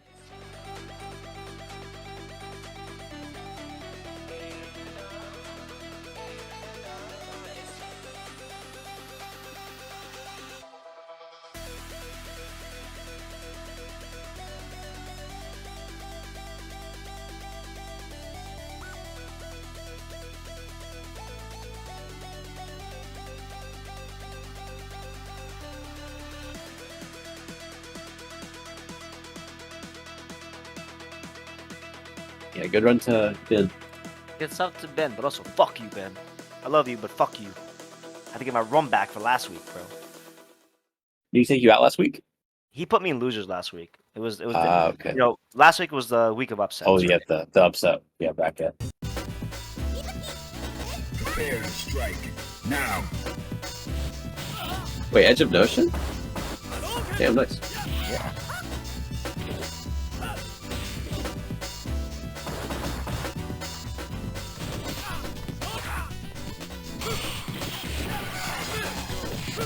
Good sequence. Alright, left, right. Left, right's good on her, too. Oh, he just takes the... Need to build a little bit of pressure.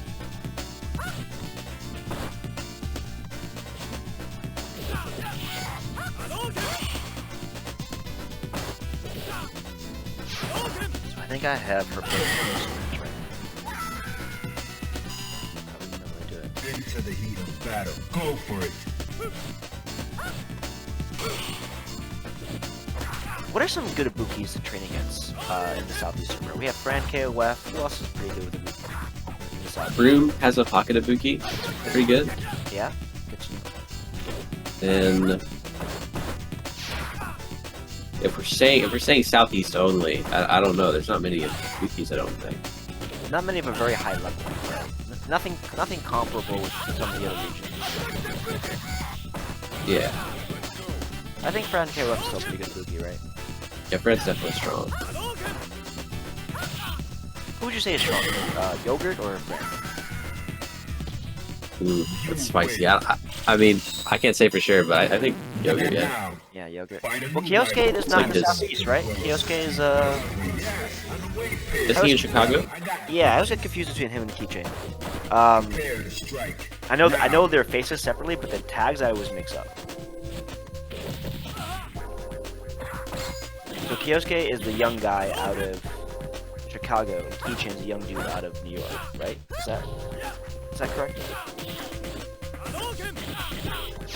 Wait, what did you say? So I always mix up the tags of Kyosuke and Keychain. Oh, okay. Does Keychain play Urian? I think so. And I know their faces, but the tags always screw me up. So just to clarify, Kyosuke is the Ibuki out of Chicago, and Keychain is a Urian out of New York. Am I correct? I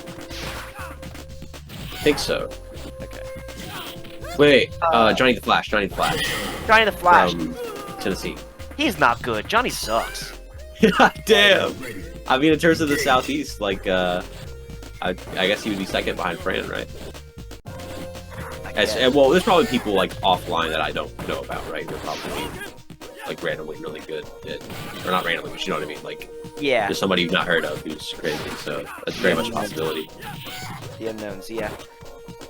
But yeah, Johnny the Flash is out of Tennessee. He's part of the Knoxville scene, and then NC does have a decent Ibuki by the name of Poppy Kuro, who did some pretty good damage in one the only run the Southeast he entered. But like on the level of like the Chicago Ibukis, I don't think the Southeast has it. We should be able to count Texas as Southeast. Imagine how much better we'd be if we could count Texas. Yeah. Come on now.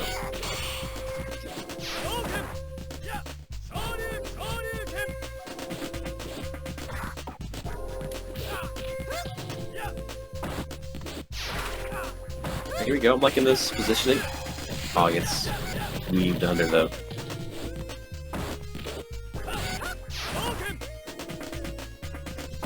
But yeah, Keychain is the homie. I love Keychain. And he plays a lot of Vampire too, right? He got really good at that game. Which I love Vampire Savior. I wish I was better at it. And good stuff to Suiko for taking that game. Wait, what, Juju? Why are you adding me?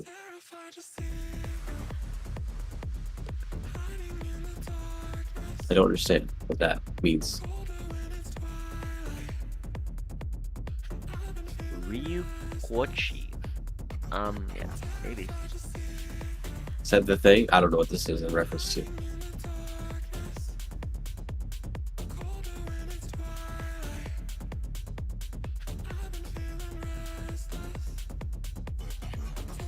Sounds like if you were going to make an Ibuki Smurf account, you would name it some shit like Ryu Koichi, probably.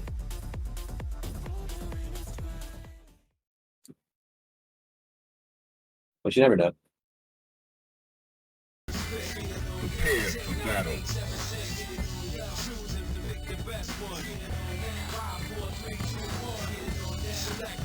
But I don't think I've ever seen that J-Wong tweet. Yeah, I'm waiting for it. Yeah, well, I got the picture. Well, I got the picture. Okay, Flannel Herb. Fighters ready. Let's see if Herb can clean up that execution. Stay in it.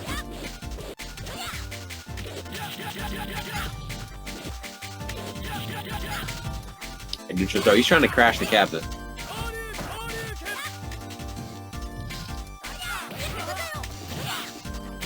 Ooh, spicy. Hayate cancel, jump heavy kick, land on the other side. No, dash jump heavy kick, land on the other side, and grab him. It's a weird ass combo too, like dash under him and then did the axe kick. What a cool sequence from Herb. Into the heat of battle. Go for it. Such a hard read, that dash jump heavy kick after the feint.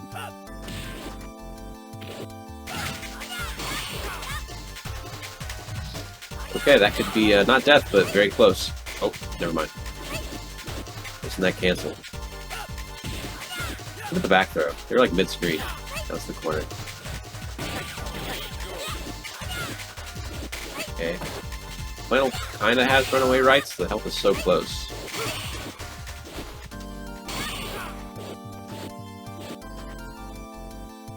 Alright, he's just holding up. He does not want to eat that SA2. Just don't want to eat that card, so. And Herb is not really calling out the jump anything too crazy, like a heavy kick or like that axe kick. It's something that he needs to capitalize on the next sequence. So I think Flannel's fine, just hopping around. It's dicey. Final round. Go for Makoto it. can call out the jump like a heavy punch, but it's a very exact thing to do. Or like a raw Hayate to juggle to the corner. Did you have it? Nope. Okay, still missing a little bit, but you know, the stun's piling up. Should be pop pop. Yeah. You win. Alright, Herb with that sequence round 1, the Hayate fade dash, jump, grab him, stun him, and then round 2 just kind of getting those 2 card pieces. Stun them again. I think Flannel can prevent wins like that. Going forward.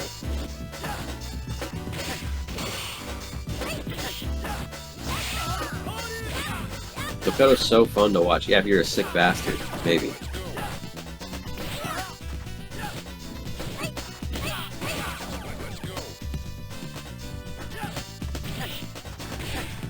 Great jump back heavy kick. He caught like a UOH or something. It's fun to see like Ken's jump heavy kick like that, the way he can place it to catch stuff that isn't just a jump. Keeping it safe. I'm not mixing you up. I'm not entering the Karakusa zone. What's the chill? From Herb Derp Oro players. Dude, neither of us are free of sin, alright? You can't... You know, I'll make fun of your character, but at least I'll admit mine is crazy and broken too, you know? Come on.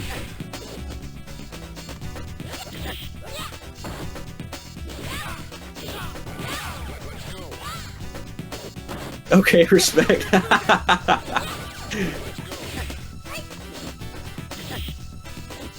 Love Flannel's movement. He's just eyes on the prize. He is not trying to do anything too stupid. Nothing too crazy or risky. Oh, but Herb can still just get in like that. I mean, yeah, this is a losing matchup for Makoto. You know, I can't talk shit on her right now. She's fighting that uphill battle. Okay, there he went for it, but she was not in position to kill him. So, okay spot to get that left right.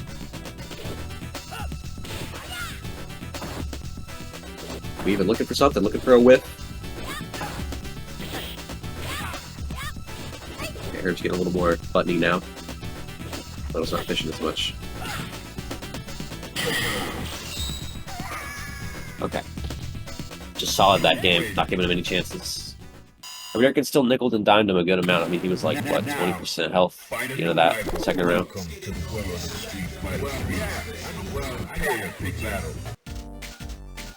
Hugo's honest. I don't know. I mean, the honest and good are not like, they're not too heavily associated.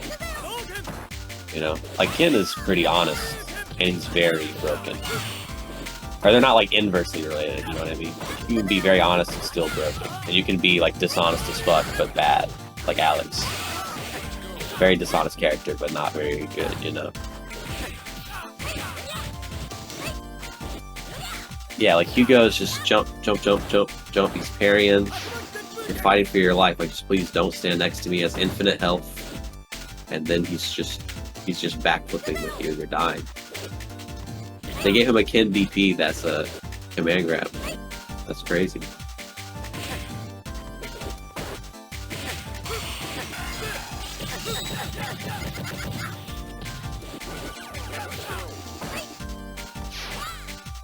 Balls to wake up jab there.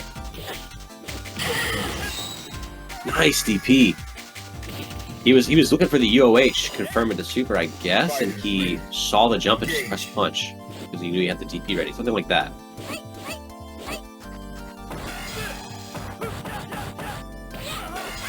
It's true though, they're the same speed.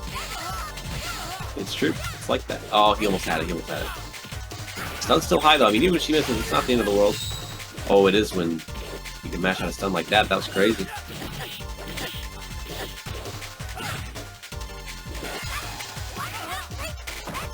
Oh, tried to do the Alia Subaru, got so unlucky. It fell out in such a weird way.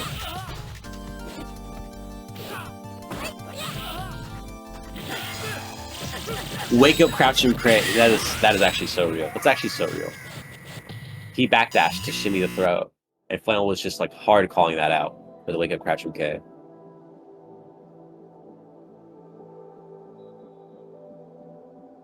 Oof. That was stressful. I love that wake up, crouch and K at the end. That was sick. Thanks. Appreciate you.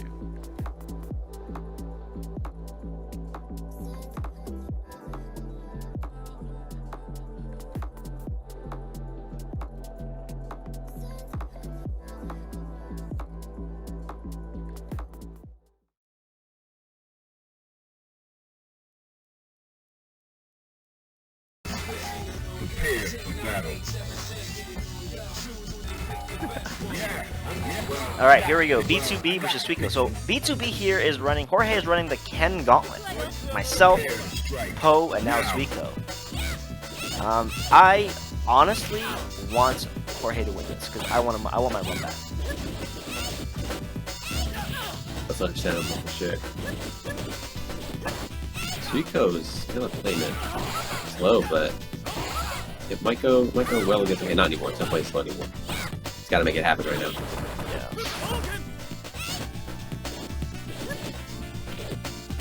I like the preemptive button there by Jorge, but it didn't quite work out.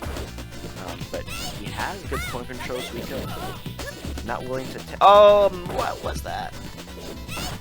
A little kooky. Oh, Jorge just. Oh no. The Jorge special. You can always just guess right here at that. Oh, what was that? What was that Hazanchu? How do you even Hazanchu there? I guess him jumping over him fucked up his input. Maybe he wanted to just crouch and K him. Or Yeah, because it definitely was not the light Hazanshi. I feel like if it was light Hazanshi, it might have connected. maybe. I guess it was heavy kicks. He was so far, he tried to like walk back and just neutral heavy kick on his landing. Yeah. I think that rattled Jorge, giving Suiko the chance to come back. Oh! Okay, nice. Thick. Okay, Ori's hitting a couple more of these tight SA2 punishes now. There's something new in his vocabulary, it looks like.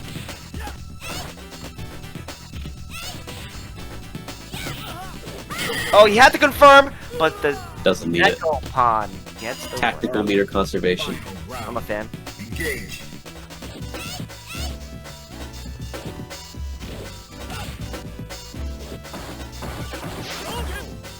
Good blocks, good patience from Jorge, jumps back, but he dashes in like a madman. He goes backing it up. I mean, he's got 2 bars, so there's any time where you're allowed to play passive. So you got the lead, he's got 2 bars. It's not going to get any worse. In terms of, like, the running weight can only get better. George just needs to find the right opening to get... Oh, nice! That was Jenna. And Jorge doesn't Why go is he for sweeping it! there? Oh my gosh. Ugh. That could have been George's round. That was the opening he needed. He does the crouch and K, super, jump, LK, left, right, super, win. I've lost tournament matches to that for sure.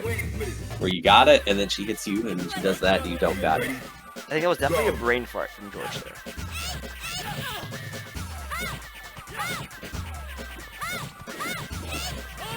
Now he's running away, hardcore.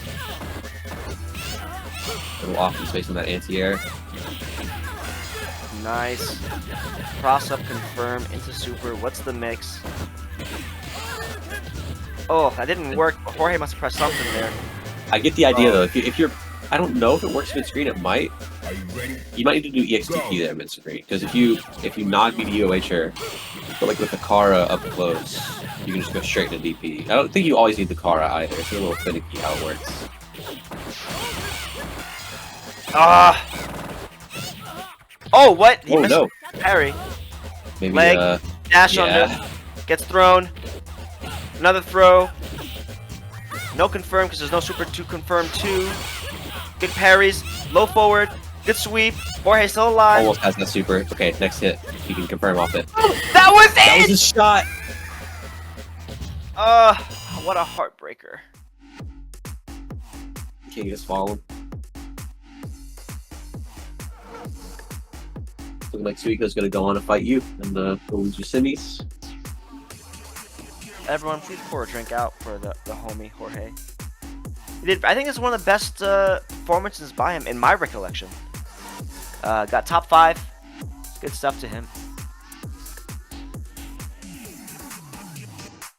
Showing some new stuff. I hope to see a new and improved Back to Basics in March 9th.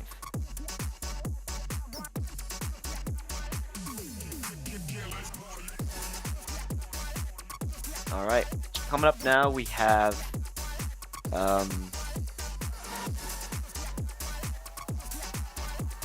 JuJuMann versus Poe. I'm not sure I've ever seen this matchup before.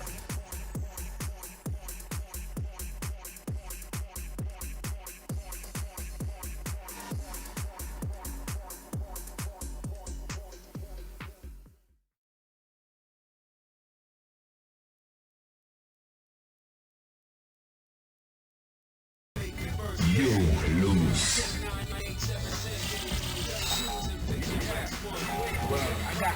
Well, I got the picture. Prepare to strike. Now.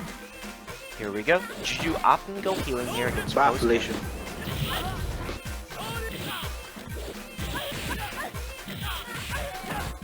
I think Juju in this matchup, there's a couple. You gotta kind of like just walk back after a lot of interactions. Juju likes to put that heavy kick in spots where it can beat low forward and also catch dashes. But if you walk back, you can walk back in and counter poke it, and then like, I think once you have the lead and you're just walking backering, I think Ken is just so good. He gets to lay down in that spot. Good tech. Oh, doesn't get the confirmed as Poe. That could have been the game. Oh, he gives it away. Nice. Errant DP. Juju staying solid. Into the heat of battle. Go for it.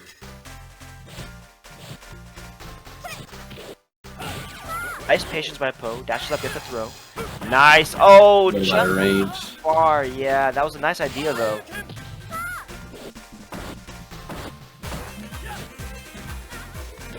Juju's like a artist at frustrating you. Like when you're fighting him, you gotta keep your composure. Like the back heavy kick, the runaway, the healing.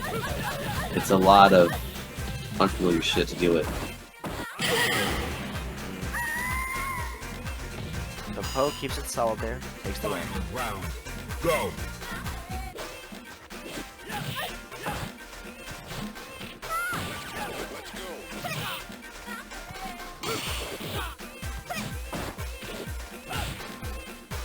That's true. The raw super. That is a sick idea. That's a great punish. It's something that I think makes Ken so powerful that he can do that at any moment, you know? Amongst the many other billionaire privileges that Lord has. Nice back throw. But Thomas just throw him around like that. Ooh, he's got that back heavy kick on him. Now. Juju needed to find a way to Welcome to the get that healing in there, but I'm away. and throw can lose potentially with some of the combo ways Juju tries to set it up. So it's just Engage. it's a nice card call out from Poe. Willing to keep doing it. Juju probably like respecting Poe's knowledge of the situation. Looks like we're unfortunately in another ad break. Ah shit. But here we go. Juju doing a much better job now. Has about a 40% life lead. But this is... Oh, it was Poe's opportunity to take it back. Juju misses the Unfortunately missing pickup. that DP. Yeah. There we go. Tossing each other back and forth. Prepare to strike. Juju pick up around.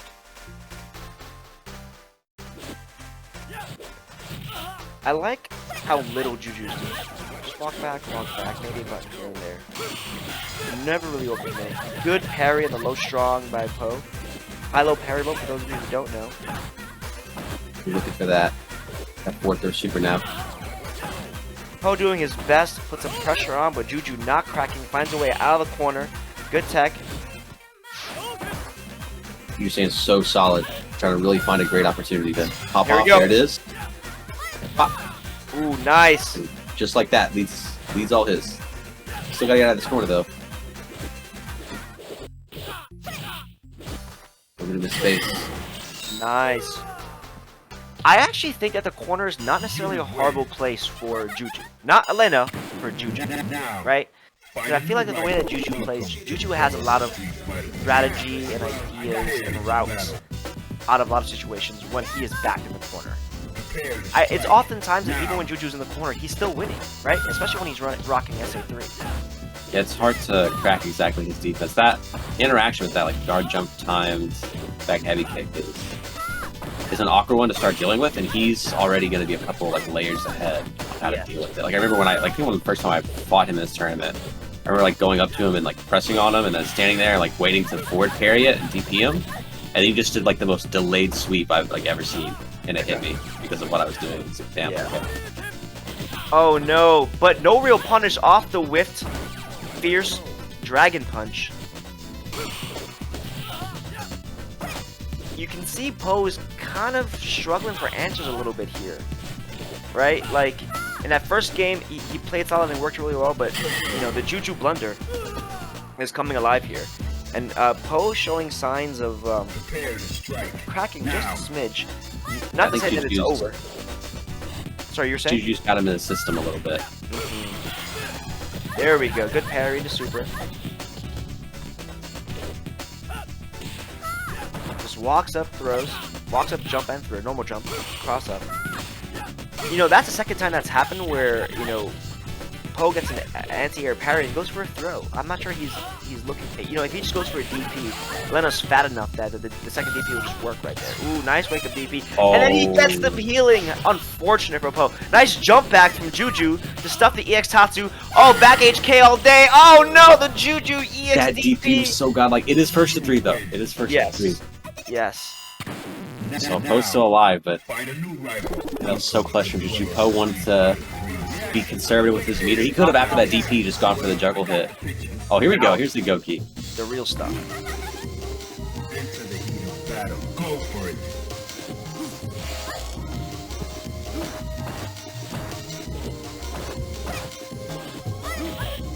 Nice. I think I was considering that. I was like, I think that the dive kick is a good answer for the back HK, right? Like, the dive kick is going to come in at a weird angle that's going to beat the back HK. Because the back HK is a little bit more of a horizontal box, right? It's still good anti-air, but in the angle that I think Akuma's coming in at, I think the dive kick is going to beat the back HK. Oh, what was that? Oh no. Unfortunate.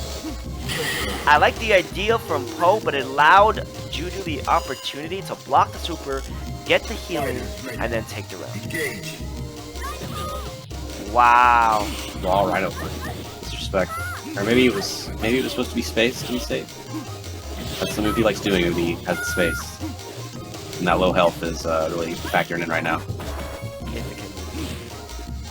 Getting away with it. Nice away with it. clean flip throw.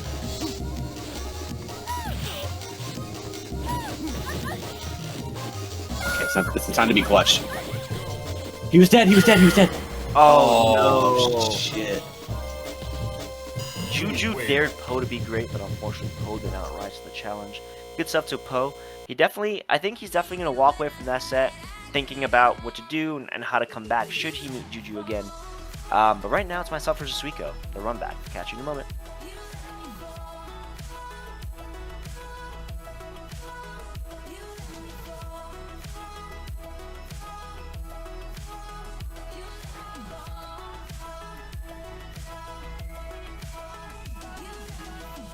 Cause holding on to you is like holding on to smoke.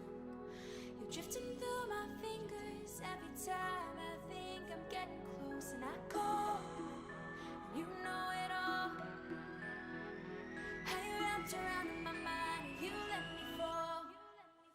You let me fall. You let me fall. You let me fall.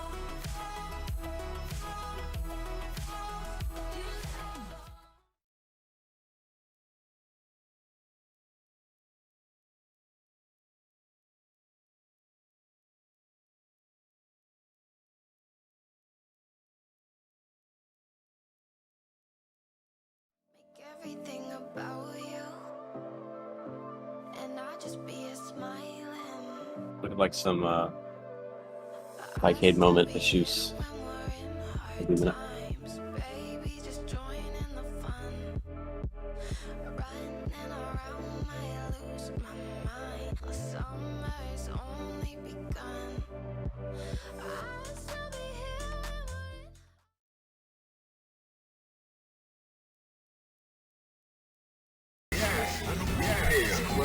I got the picture.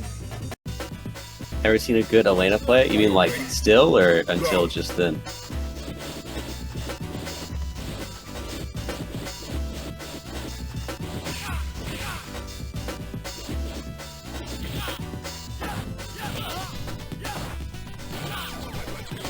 I should back heavy kick. You've seen Flannel integrate that Matsuken jump heavy kick a little more. And he's that double, okay? Looking alive.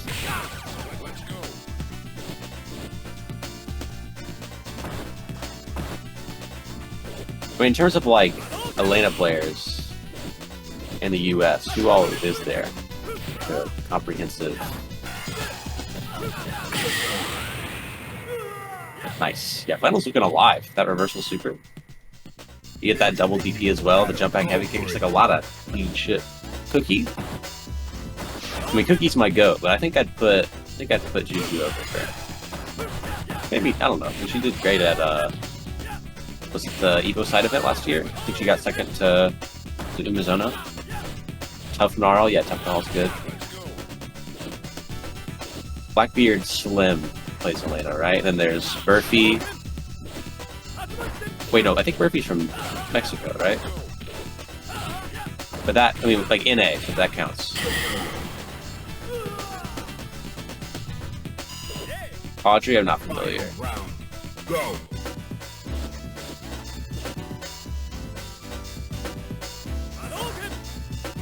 Okay, Suiko's got the fight in him.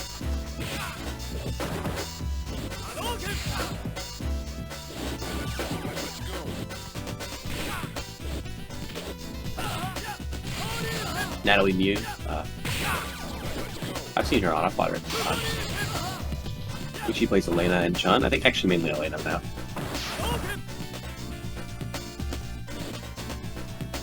Oh, spooky, whipping that low forward right there. We're good though. That was good.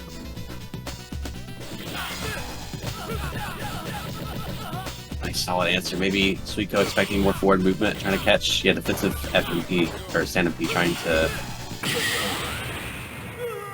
catch something. Maybe him dashing in, or You win. they're like buffering a low parry on that spot when he shimmies and gets that. Oh, top 5 characters would be... It's a little bit arguable for sure, but Chun, Yoon, Ken is pretty well agreed on, and Kodo. And then 5th, you'll hear different takes. It's usually going to be Dudley or Yang. 5th.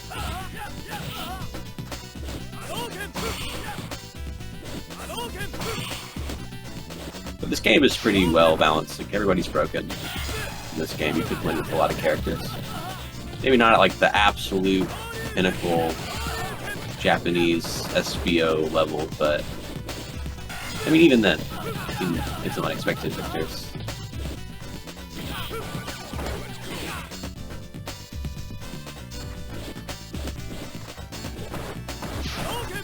It's pretty close. Dash up, sweet. That's risky business. If he blocks that, it's over. Battle. Go for it. Not over, but yeah, it's a do or die play. It feels so good to hit that early in the round. Cross up, TC, DP, so much meter, 30%.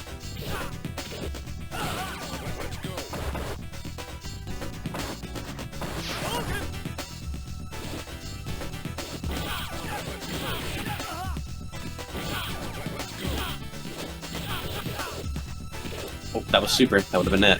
Final has a chance. Nice! Nice. A lot of confidence. You get right under that Tatsu. Could have gone wrong. Okay. Wake up the XTP. Fair enough, fair enough. You win. Now. Riki, that's Sandy Bags, right? Welcome to the Main event's like a major. I think Sandy Bags has won a major. I know he got second at CEO to Justin the year that. It was the year that JuJuMann. I'd imagine he's won one of these events before. Definitely good enough. More than good enough.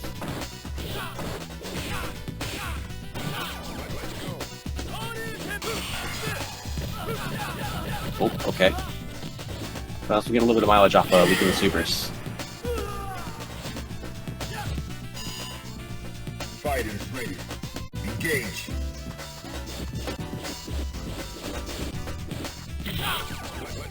Or not leak it, sometimes it's just pressing. Still another... I guess it's a crouching DP that he's auto-correcting when he does it like that.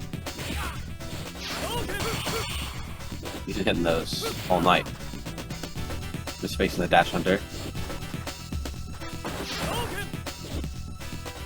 Suiko is moving. He's got places to be.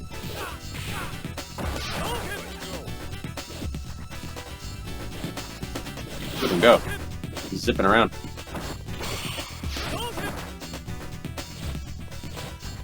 Find a lot of CTS fireballs and running away. Movement that Flannel is having a hard time kind of parsing and dealing with.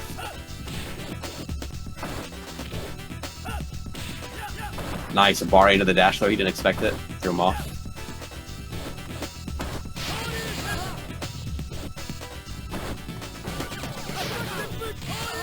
Okay, that'll catch it. That'll catch that runaway right there, and clock's ticking down.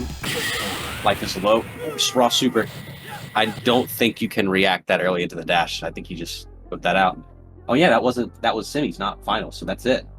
Good shit to Suiko. Good run. It's nice to have new faces. Nice to have new Kens. The more Kens, the merrier. Everyone likes watching Ken.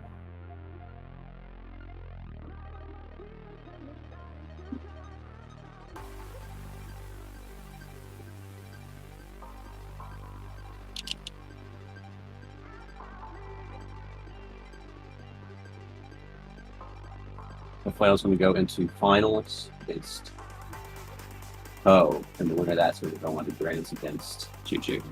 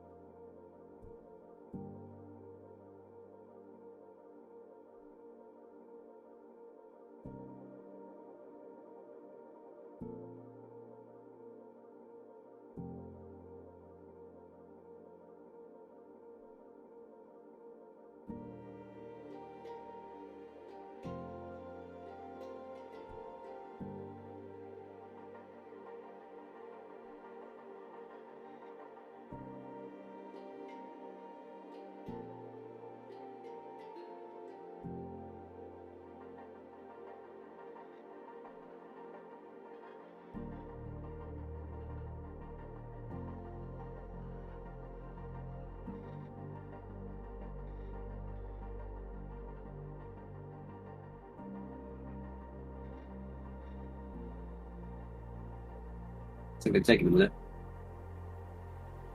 Do I have time to sprint downstairs and throw a pizza in the oven?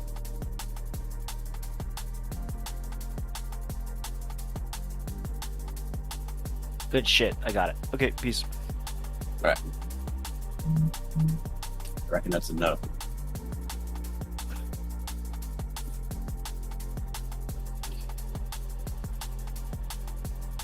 All right, I'll be back in like 3 minutes tops.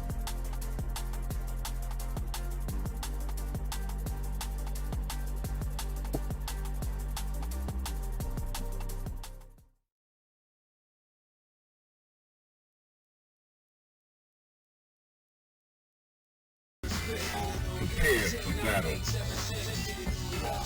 Yeah, I'm waiting for this. Well, I got the picture. Are you ready? Go.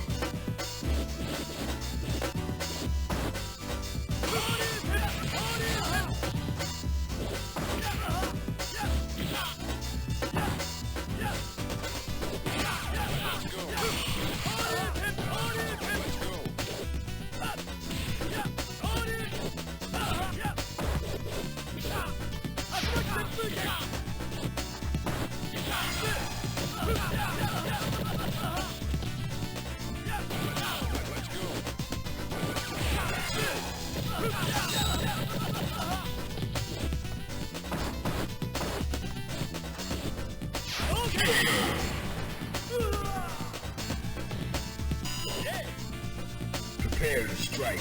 Now.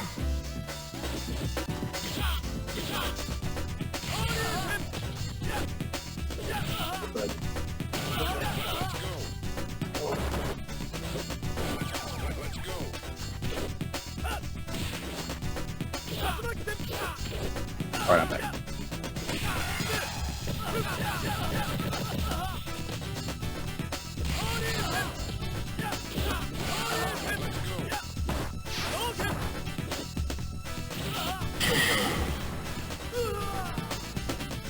Right, Poe goes up. I think these two have played before, right? I think so. Find a new I think on that as well. That's fine. Or not as well, we don't know yet. Into the heat of battle. Go for it.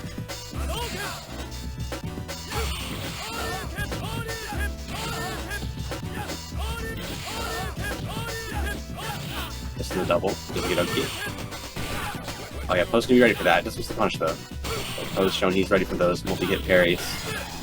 Now he's gonna have to switch up the anti-air some. 11-0, dude. Poe's going fucking crazy.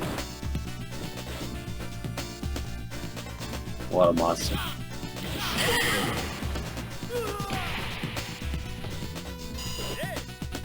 Are you ready? Go. Okay, so in run the set 26, Jimbo's saying Poe got first and Flannel got second, so I reckon they play one set. I was okay.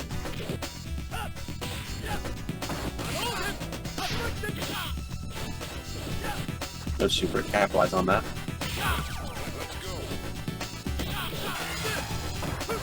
Missed the second light kick.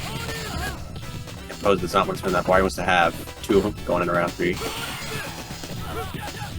Oh, but he wants to mix up that anti-air though. Remembers Poe has that.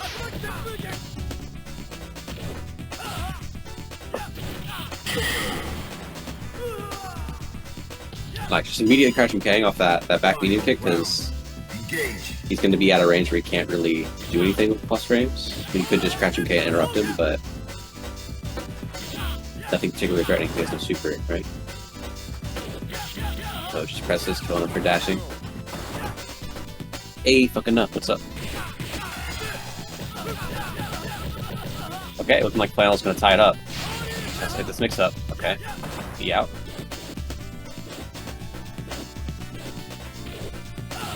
That P2 nerf. It's a little harder to capitalize on that situation. Nice jump back heavy kick. EX to introduce some more hits.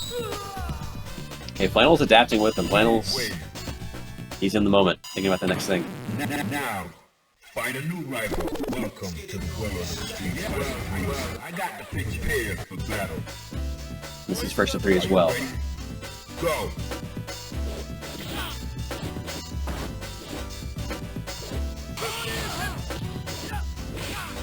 Second hit fell out, so he wasn't ready for that rhythm on that parry.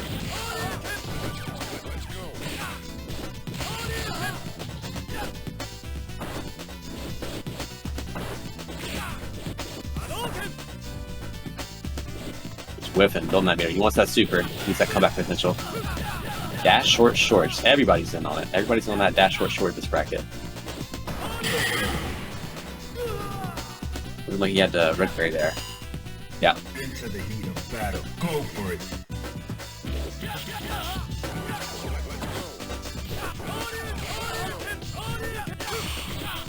There he's again. Final known for it at this point, the just keep doing it mentality, you know. Oh, he did all that? No, okay. He's about to be him, dude. About to be Himalayan. But he missed that last parry.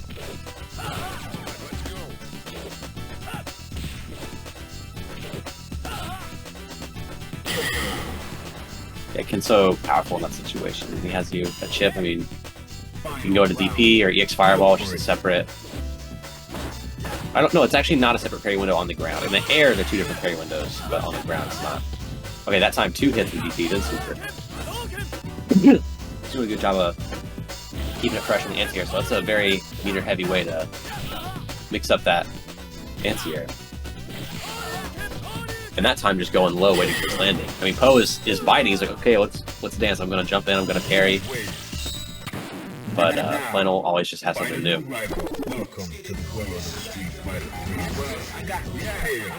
We saw this against Juju too. He's down.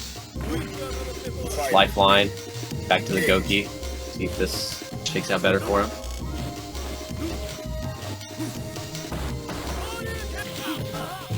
This confirms. Gonna be pretty solid damage for Poe. Ooh, look at that. melted him.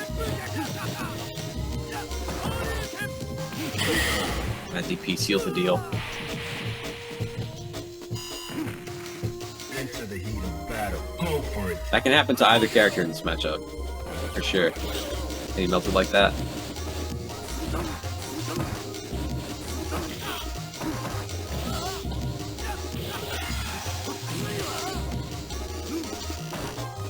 So it's not the super on the table.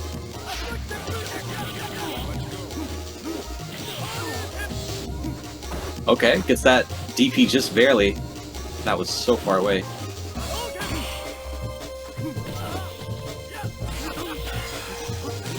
Oh, you gotta respect that. Gotta respect that meaty fireball.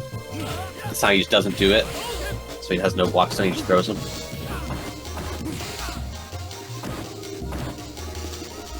Now pose. Kinda holding it down, just simple and clean, trying not to give anything away.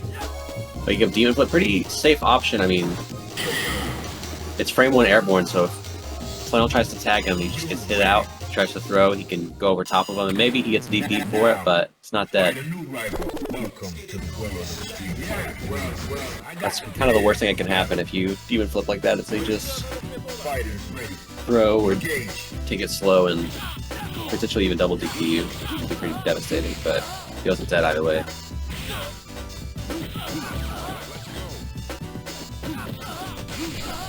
Still got it. Flannel tried to press after he saw him whiff.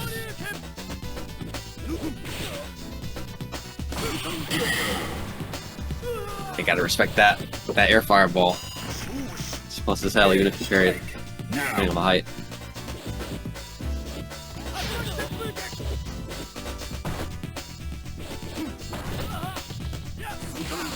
You know, punish the heavy kick Tatsu. Could have been a big moment to swing things. Cool catch on that. EX Tatsu overhead with his own medium kick Tatsu. The move for both of these guys is like, I don't know how to put it, like dynamic. They're all over the screen.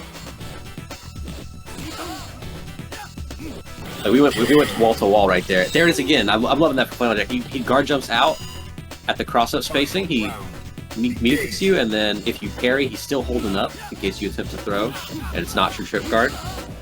But also on block there, just kicking him for the throw, killing him. Picking a pretty safe way just to get himself out of the corner, nothing too committal. Doesn't need something higher or just wants to get out of there. That's a great air heavy kick.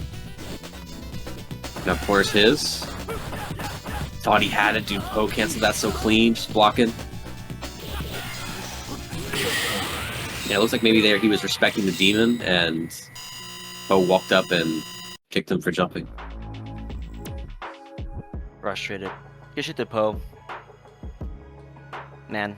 So, it looks like I really need to work on the Sukuma matchup, right? Because there are a lot of situations where I think, you know, the fireballs are a trap, right? I shouldn't be parrying those, because whenever I parry them, I get punished for it. So I need to figure out ways to deal with this matchup in a better way, because I feel like his Ken and I can go toe-to-toe, and I think I've proven that I can go toe-to-toe with this Ken on multiple occasions.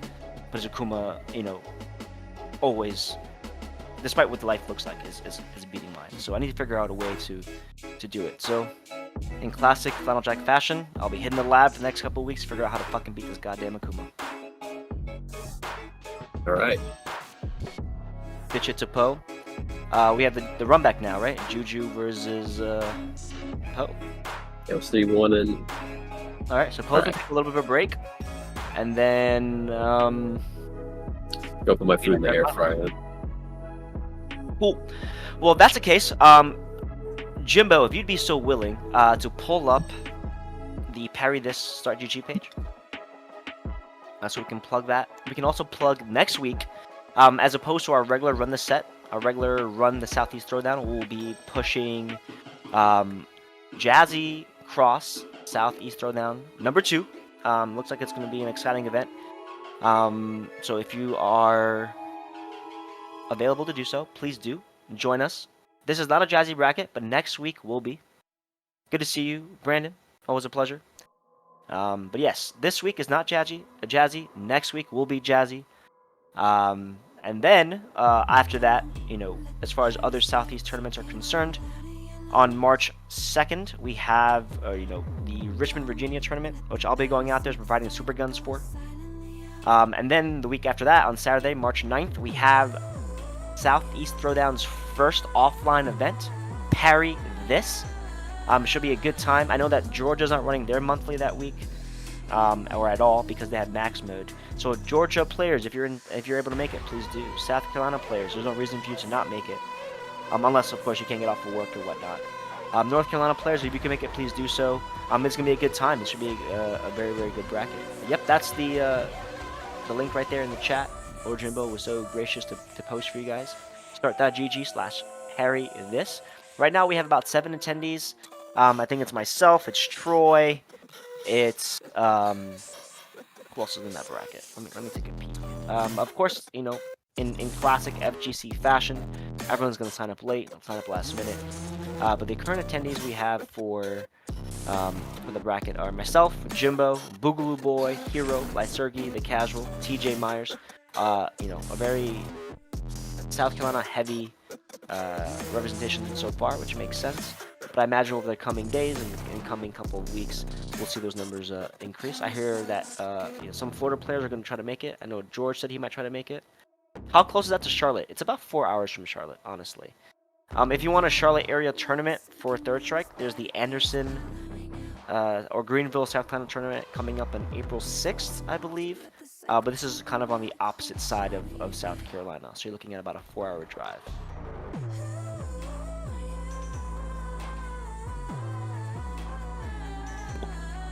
Yeah. All right. It looks like Poe and Juju have started their match.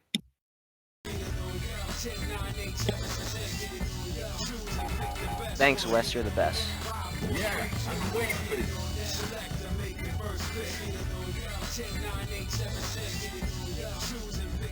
Juju, North Atlanta. Straight to healing. Yeah. No healing. And Poe He is opts for Ken this time around, looks like.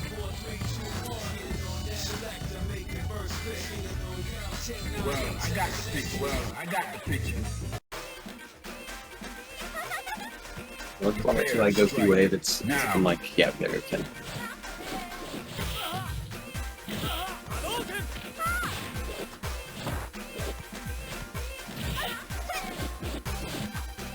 Alright, that space jump heavy kick a little awkward for her to deal with. Elena, you might see it soon. And there it goes. Very conservative, very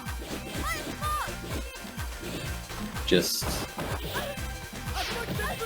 I don't know how to put it, but that healing was just very win more, very keep the advantage.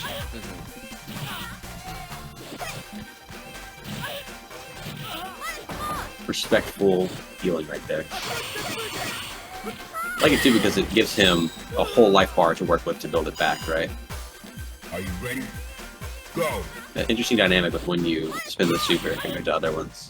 Yeah. I'm a fan of early healings because you can build another one back, right? Like if it's it's not exactly on the level of Street Fighter 4 Lana, which was OD, a little ridiculous.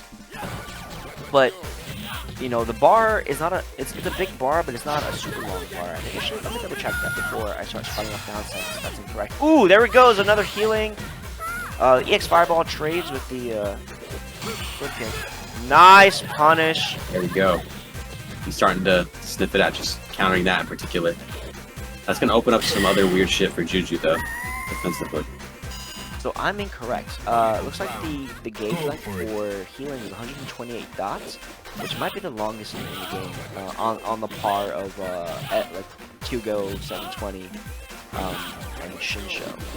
Let me double check. Yeah, so Hugo 720 is also 128 dots.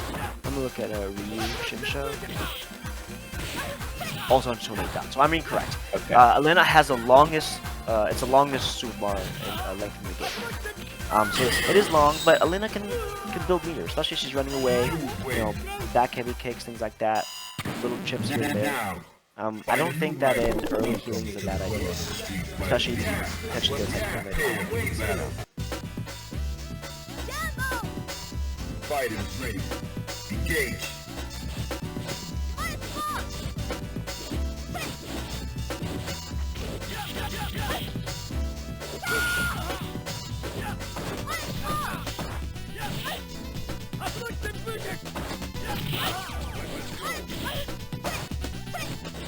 There's what Dr. Poke was talking about when herbderken was fighting Juju, the catching K on that overhead.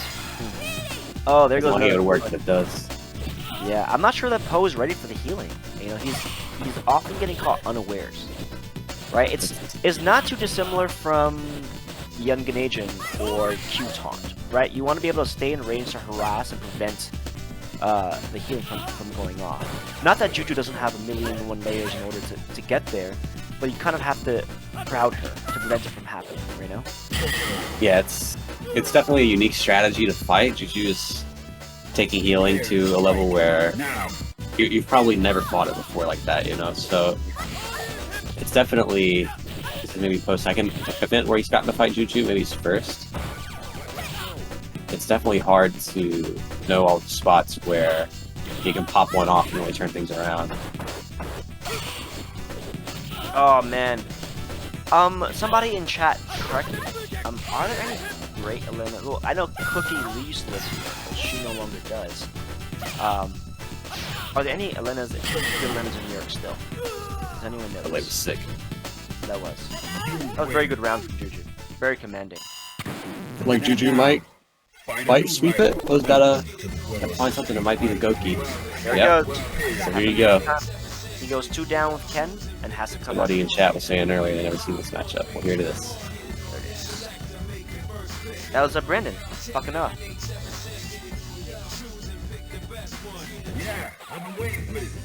Oh yeah, you're right. I've seen Troy Lena. It's actually not that bad. It's okay. It's, you know, it did some work at the last South Carolina tournament. But, you know, my issue with Troy playing so many characters, and I've said this to anyone who listens, and I'm sure everyone's been telling this to Troy for forever. Oh god. Oh man. Stun the Juju stun. It's looking tough for Poe here. Is that Troy is such a good and smart player, but because he doesn't stick with one character, regardless of who the character is, Chun, Yang, Ken, Q, Sean, whatever he wants to pick, his knowledge on each character is fairly lacking. It's a shallow pool of knowledge. And so, once you're able to figure out what it is that he knows and doesn't know, you can... It's really that might be the tournament. Yeah, it does look like it's a tournament. Oh no, he gives it away! That was not a true punish. He caught him jumping or just walking low. That was a tough set. Good stuff to Juju, good stuff to Poe. Poe played his heart out. Juju returned after a long break to win another Southeast Throwdown. There's a reason why he's one of the top seeds in this tournament. I think I seeded him #1. In fact, let me double check here. Yeah, I seeded Juju #1 and I seeded Poe #2 and I seeded myself. Seeding. I seeded myself #3. And guess what? What was top 3? Looky Exactly there. that. Yeah. So good stuff. FlannelDamas. That was Juju's 13th Run the Southeast Throwdown victory. First number. Yeah, I think he's definitely got the most at this point. He does. How many have you won?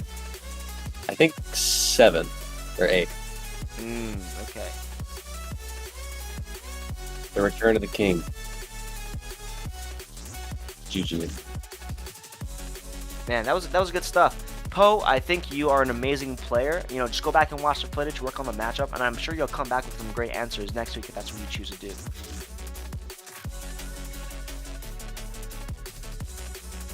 Look at all the Shotos in this top 8.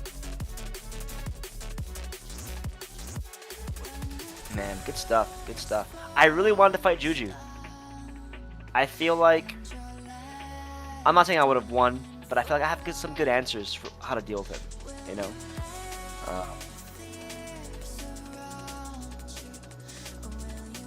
Sure. A few things. Guys, we're going to play the amazing interview that we've got for you right before we send you off. Jimbo, do you want to plug some events before we go, or do you want to just run this intro video and then come back and talk? How would you like to approach this? Okay. Guys, we're gonna run the intro video one last time, and then we're gonna come back and chat a little bit, and then send you guys off for the night. So, Jimbo, run it, baby. Are you ready, ladies and gentlemen? It's that time again. Southeast Throwdown. Yeah, Street Fighter 3, third strike. Hadouken. Let's go. Get ready. Kick, punch, no matter the opponent. Showtime, gotta show them that you own it. Number one, the top is where the throne is. So keep fighting, being tight, with small things. Dodge, block, be strong on the defense. When they lay it up, expose out their weakness. Go hard, show them who the king is. Take the fight to the street, give them hell, kid. This is Southeast Throwdown. Run the set.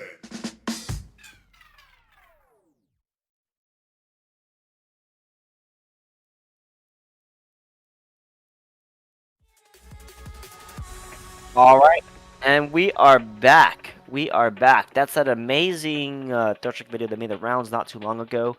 The creator of that video was kind enough to give us permission to use it for our tournament. Awesome guy. We're very, very appreciative of it. And much love to Lord Jimbo for continuously pushing the production value of this online series. You of course can expect similar production value when we have the first offline event coming up in March 9th. Again, that was Southeast Throwdown Parry This presents Parry This. That's on March 9th. Coming up, not this upcoming weekend, but the weekend after that, on March 2nd, is the Richmond, Virginia tournament. I'm gonna go ahead and drop a few links in the bracket. So this is the Richmond, Virginia tournament. I'll be there providing the super guns for this event, making sure that we can try to get some jazzy going on up there, spreading the message of third strike throughout the Southeast. Like I said, then the weekend after that is Parry This. I'm gonna go ahead and drop that bracket as well. And then after that, if we're continuing to March, if you are curious, some more events coming up. Of course, there will be in North Carolina. Actually, there might be a few events coming up in North Carolina. Can't speak too much about a couple of secret things, but definitely expect 10 Frame Fridays coming up on the third Friday, as well as Tournament of Thrones on the third Saturday. Should be a good time. And then I think the fourth week of March is Max Mode. Max Mode is the spiritual successor to Final Round, run by the Data FGC crew. If you can make it out to that, it should be a really good regional. I know a lot of North Carolina, South Carolina, and Georgia are going to be there, as well as other out-of-state players like New Jersey, potentially Chicago, and other places. So please give it a shot if you can. Really quickly, I want to respond to Poe. Poe, thank you, brother. Thank you for continuing to come out to join these events. The competition that you bring to these events raises the standard, and it's always a great time playing you. Much love, of course, to Boa, Jimbo, Juju, and everyone else who's participated. No love to Troy, because he's playing Sean. Fuck you, Troy. Fuck you, Troy. We love you, but fuck you, Troy. Fuck you, Boogaloo, while I'm at it. Please follow Southeast Throwdown on all social media. On Twitter, I believe it's SE Throwdown 3S. Obviously on Twitch, it's Southeast Throwdown FGC. If you want to follow anything that I'm doing, I'm FlannelJack FGC on Twitter. TND Gaming FGC for all the official stuff regarding the events that I run. That's about it. Bo, do you want to plug anything? Nope. All right, Jimbo, is there anything you also want to plug before we move forward?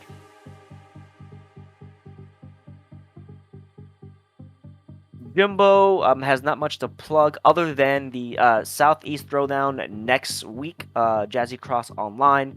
He also wanted me to apologize for his behavior tonight, but I refuse to do so because Jimbo is the Lord. Yeah, Jimbo's killing it. Look at that new intro. Yeah. Look at the new, the way the new, pulsing happens on the sound. I'm not going to apologize for Jimbo. In fact, everyone, let's give some Jimbo love in the chat for all the work that he does for us. We love Jimbo. So yeah, Jimbo, I'm not going to apologize for you. I refuse. But that's about it. Jimbo, you want to see us away?